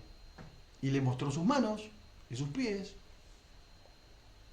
Y como estaban maravillados de gozo, no creían, estaban perplejos, ¿no es cierto? Y le dijo, ¿tienen algo de comer? Y le dieron pez asado y miel. Y lo comió delante de ellos. Entonces le dijo otra vez, paz a vosotros, como el Padre me envió, yo los envío. Y habiendo dicho esto, sopló y les dijo, reciban el Espíritu Santo. Pero Tomás no estaba con ellos. Después le dijeron, vimos al Señor, o al Señor hemos visto. Y él dijo, si no viere sus manos, la señal de los clavos, y metiere mis dedos en ese lugar, y en su costado no creeré. Entonces, ¿qué ocurre después? ¿Qué es lo que ocurre? Jesús vuelve a Le aparecer. deja tocar tu costado. No, vuelve a aparecerse Jesús otra vez. A los discípulos, pero esta vez con Tomás. Esto ocurrió 8 días después. Pasaron 8 días. Estaban los discípulos y ahí estaba Tomás. Y nuevamente la puerta estaba cerrada por temor a los judíos. ¿Cómo entró Jesús si la puerta estaba cerrada? Pregunto. ¿Alguien sabe? Acá vamos a un profundo misterio, que es muy teológico y doctrinal. Lo traspasó porque estaba en un cuerpo de gloria. Exactamente. Tenía la facultad de atravesar puertas, objetos en su cuerpo glorificado. Por eso se puso en medio de ellos. La puerta estaba cerrada. Dijo, paz a vosotros. Es teológicamente aceptada esta postura. El cuerpo glorificado del Señor. El Señor no estaba sujeto ni a tiempo ni a espacio y podría atravesar objetos. Luego dijo a Tomás, pon aquí tu dedo y mira mis manos, mete tu mano en mi costado, no seas incrédulo, sino creyente. Ahora, no se nos dice que Tomás tocó, no se dice que Tomás palpó, solo se rindió ante el Señor, dijo, Señor mío y Dios mío. Muchos critican esta incredulidad de Tomás, pero déjenme decirles y quedarme muchas veces con una duda genuina que con muchos credos y frases que se repiten a veces sin entender. Bueno, la pesca milagrosa y ya la finalización de esta relación del Jesús, del ministerio de Jesús, aunque se estuvo apareciendo durante 40 días el Cristo resucitado. Esto ocurre en el mar de Galilea, Juan 21, y después dice, después de esto, dice Juan, se manifestó otra vez a sus discípulos junto al mar de Tiberias, o Tiberiades, Estaban Simón, Pedro, Tomás, Natanael, los hijos de Zebedeo y otros dos. Y Pedro dijo, voy a pescar. Y ellos dijeron, nosotros también vamos con vos. Qué sorprendente, porque cuando Jesús los llama por primera vez, ¿qué estaban haciendo ellos? Estaban pescando, ¿no es cierto? Pescando. Claro. Y no habían pescado nada. ¿Sí o no? ¿Sí? Habían estado en una situación de fracaso, no habían pescado nada. ¿Y ahora qué ocurre? Van a pescar y no pescan absolutamente nada. Es decir, que vuelven a la misma situación del fracaso. Al mismo lugar donde Jesús los llamó, la misma situación. Pero el Señor resucitado se les aparece otra vez en medio de este rotundo fracaso nuevamente. Y el episodio termina con un desayuno en la playa. Y la restauración de Pedro. Porque el efecto de la negación todavía estaba en el corazón de Pedro. Por eso Jesús le pregunta reiteradas veces, ¿cuántas veces? ¿Me amas? 3 veces, ¿no es cierto? Y Jesús le encomienda pastorear corderos y ovejas. Es decir, jóvenes y adultos. Bueno, el encuentro termina con lo que ocurriría en su vejez. Le dice, extenderás tus manos, y daba a entender sobre su muerte, que según la tradición, Pedro murió crucificado. Pedro y Jesús hablan sobre el futuro de Juan. Ya acá, el final, la escena acá es que Juan dice de Juan, miren qué interesante, como el discípulo que Jesús amaba y estaba cerca en la cena con él, y Pedro le pregunta al Señor acerca de Juan. ¿Y qué de este? A lo que el Señor le responde, si yo quiero que él quede hasta que yo venga, ¿qué a ti? O sea, no es de tu importancia. Vos seguime. No es que no iba a morir Juan, sino que sería el último en morir. Bueno, y la comisión para los discípulos, para que continúen la tarea, Mateo 28, toda potestad me es dada en el cielo y en la tierra. Por tanto, id y haced ¿qué? Discípulos. Discípulos. No reuniones, no congresos, no talleres. Discípulos. Si son buenos los talleres, si son buenos los encuentros, si son buenos los campamentos, para ser discípulos en todas las naciones, bautizándolos en el nombre del Padre, del Hijo y del Espíritu Santo, enseñándoles todas las cosas que les he enseñado. Yo estoy con ustedes todos los días hasta el fin del mundo. Bien, bien. La ascensión de Cristo está en Lucas 24. Les habla el Señor del cumplimiento de la Escritura, les explica que todo lo escrito sobre Él, en la ley de Moisés, los profetas y los salmos, debía cumplirse. Y les ordena, quiero decir, que anuncien el arrepentimiento para el perdón de pecados y continúen con la gran comisión. Bien. En la conclusión del Evangelio de Juan, entonces, concluye con que fue escrito para que crean que Jesús es el Cristo y creyendo tengan vida eterna. Y hay muchas cosas, dice Juan, que hizo Jesús, que si se escribieran no cabrían en todos los libros del mundo, ¿no? Una hipérbole, otra figura literaria que hay. Bueno, ahora vamos a abordar rápidamente el tema de los días de Jesús en la sepultura. ¿Se acuerdan? ¿Cuántos días estuvo Jesús en la sepultura? 3 días y 3 noches, ¿no?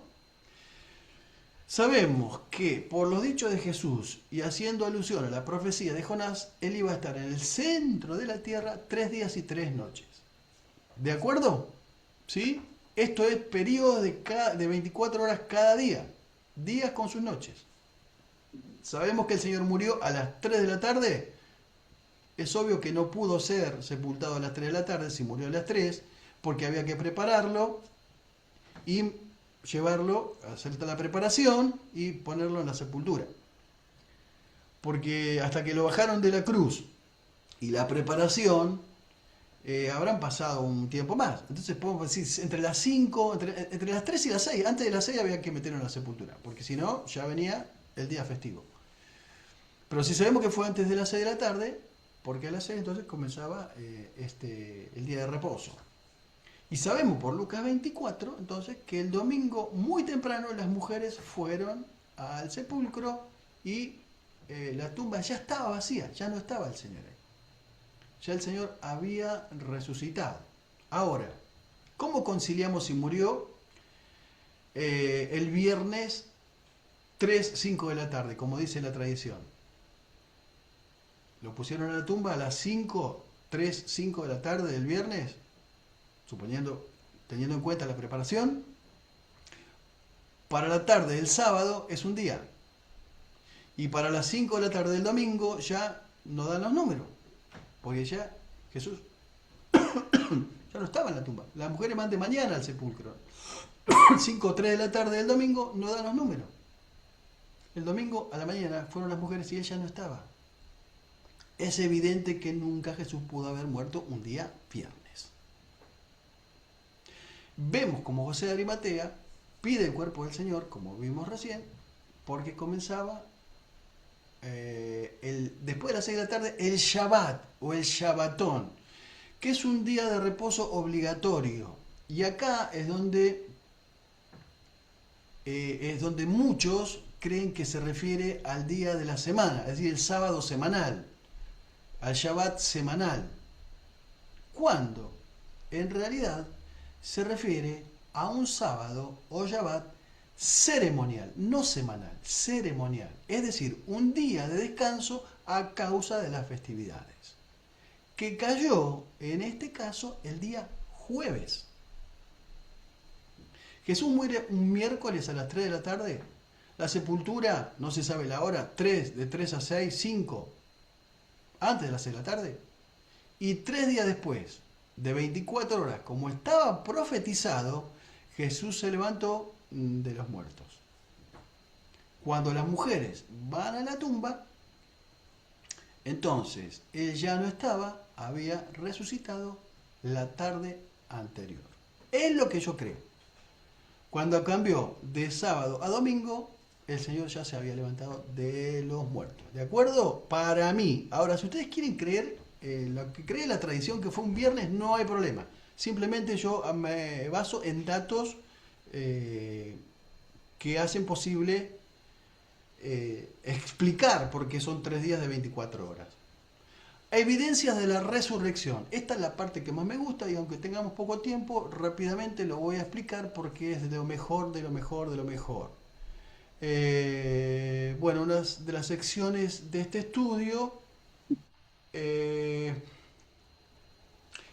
lo que yo tengo en este estudio, quiero decir, es lo que yo creo que son los testigos silenciosos de la resurrección, que son una evidencia muy fuerte, como lo son la piedra o la roca que fue puesta en el sepulcro, una roca de forma de rueda, a ver si la tengo por acá, a ver,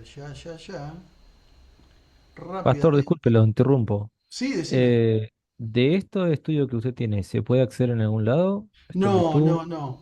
No, lo tengo, Ah, no lo tengo, no lo tengo grabado. Ahora, si me invitan a la iglesia, Profe, eh, y los videos que usted menciona, ¿no los puede pasar después? ¿qué videos? ¿De este Los estudio? videos que dice que duran muchísimo. No, se llama La tumba vacía, pero no lo tengo grabado, los tengo escritos. Y Pero no lo puede hacer en... los doy en Pascua. Por si ustedes me invitan a una Pascua a su iglesia, yo voy, yo cobro nada más que $15.000, nada más.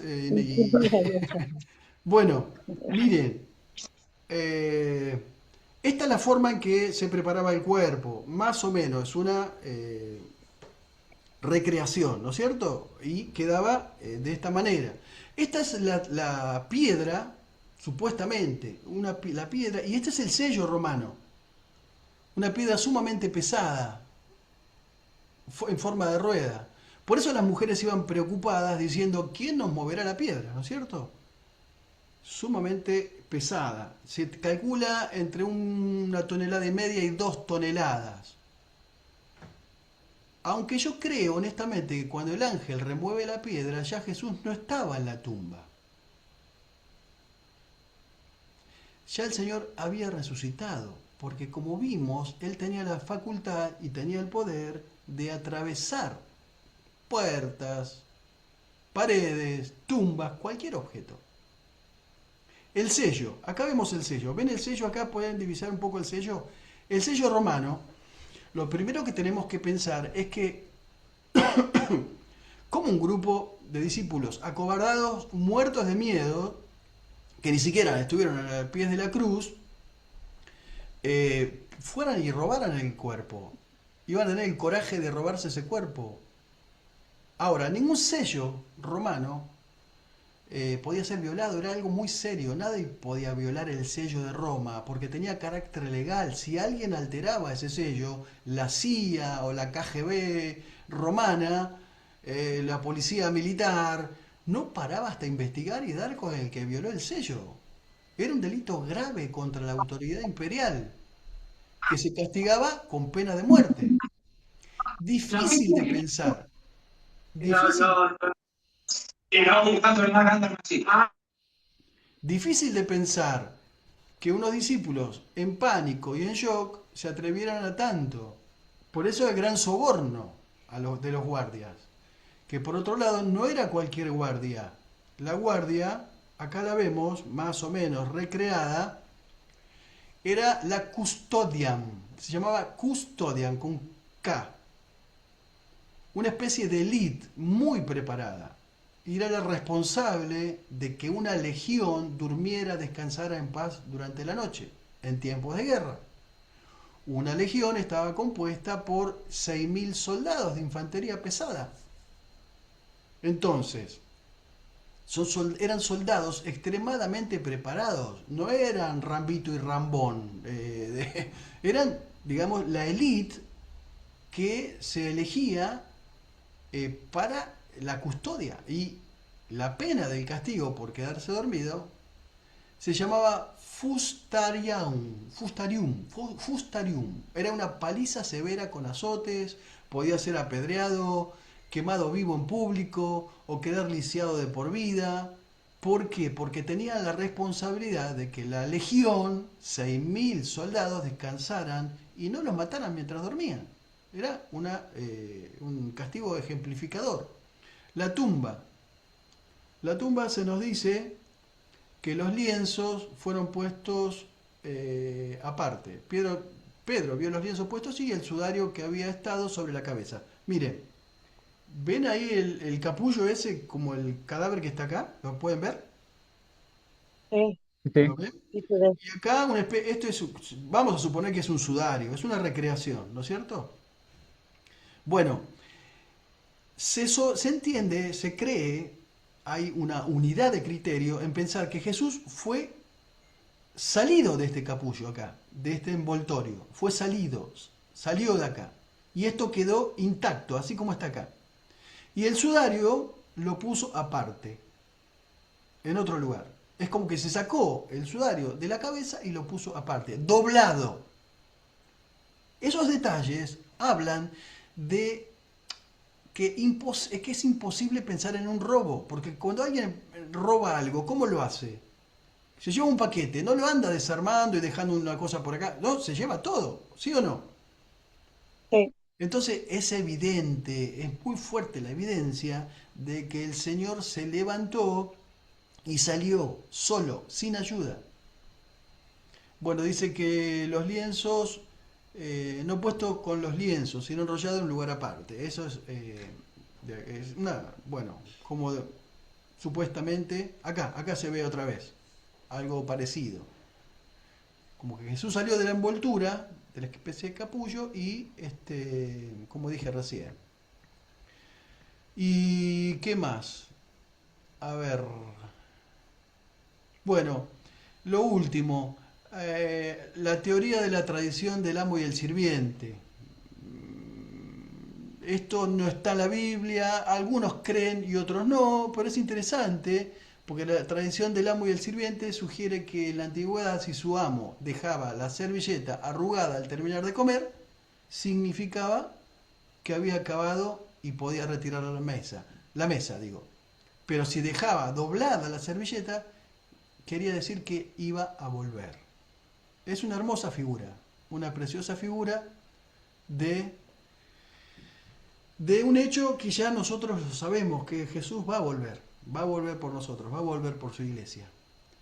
Bueno, queridos amigos y hermanos, ha sido un placer, un verdadero placer compartir con ustedes todas estas noches. Este video va a quedar grabado, mañana se va a compartir y por favor recuerden que el parcial lo van a hacer en sus casas antes del martes, que espero que ya tenga esa devolución para ya tener las notas y que por fin ustedes sepan si han aprobado o no. Espero que la mayoría sí, y si no tienen oportunidad de compensatorio o recuperatorio, ¿de acuerdo? Hasta luego, profe. Me Sí, encantó esa pastor. materia. Y bueno, ¿y cuándo usted manda la evaluación que tenemos que hacer? La evaluación la van a llevar esta semana. Mañana o en 2 días más aproximadamente la tengo que elaborar y se las envío. Se las envío. Eh, Bueno, pero también Una van a tener... consulta, Sí, sí, María. perdón, profesor, por hacerle esta consulta. Yo vivo en Neuquén y hemos tenido inconveniente con el director de acá, el pastor Rubén Ferreira, porque, bueno, él lo que me informa es que no le están mandando las notas desde el ITC virtual para que él las registre en mi boletín de calificaciones, porque yo actualmente estoy cursando en forma presencial acá el tercer año y estoy haciendo virtual el primero. Bueno, no hay problema, no hay problema.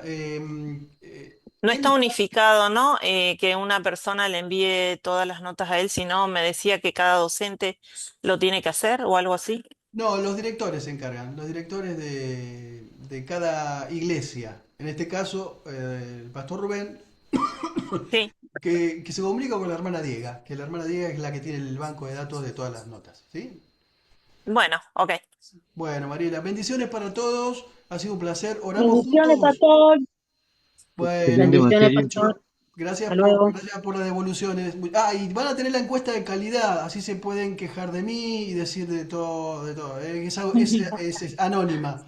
También se las voy a mandar, así Profesor, la profesor, completan, ¿de acuerdo? Bueno, Señor, profesor. te queremos agradecer por habernos salvado primeramente, por haber dado tu vida en sacrificio para nuestra salvación y nuestra redención, y gracias aún por el privilegio de poder servirte. Es un honor, Señor, ser tu hijo, ser tus hijos, pero además es un profundo honor poder servirte. Yo te pido que bendigas a mis hermanos, a mis hermanas, y que los dotes en las capacidades que ellos se puedan desempeñar para la obra del ministerio. Señor, que en todo lo que hagan puedan transmitir tu persona, la persona de Cristo, y que la gente pueda ver a Cristo en vez de verlos a ellos. Y que la gloria, Señor, siempre sea para vos, la honra, la alabanza, la adoración y el reconocimiento. Te damos muchas gracias en el nombre poderoso de Jesús. Amén y amén. Amén. Amén. Bendiciones, Gracias, pastor. bendiciones, Dios le Dios lo bendiga bendiga. mucho. Muchas gracias por Nos todo, vemos bendiciones. pronto. Nos vemos. Muchas gracias, pastor. Bendiciones. Bendiciones. Dios le bendiga. Bendiciones. Bendiciones, Ana. Gracias, Cecilia de Aragón. Bendiciones, muchas gracias. Bendiciones.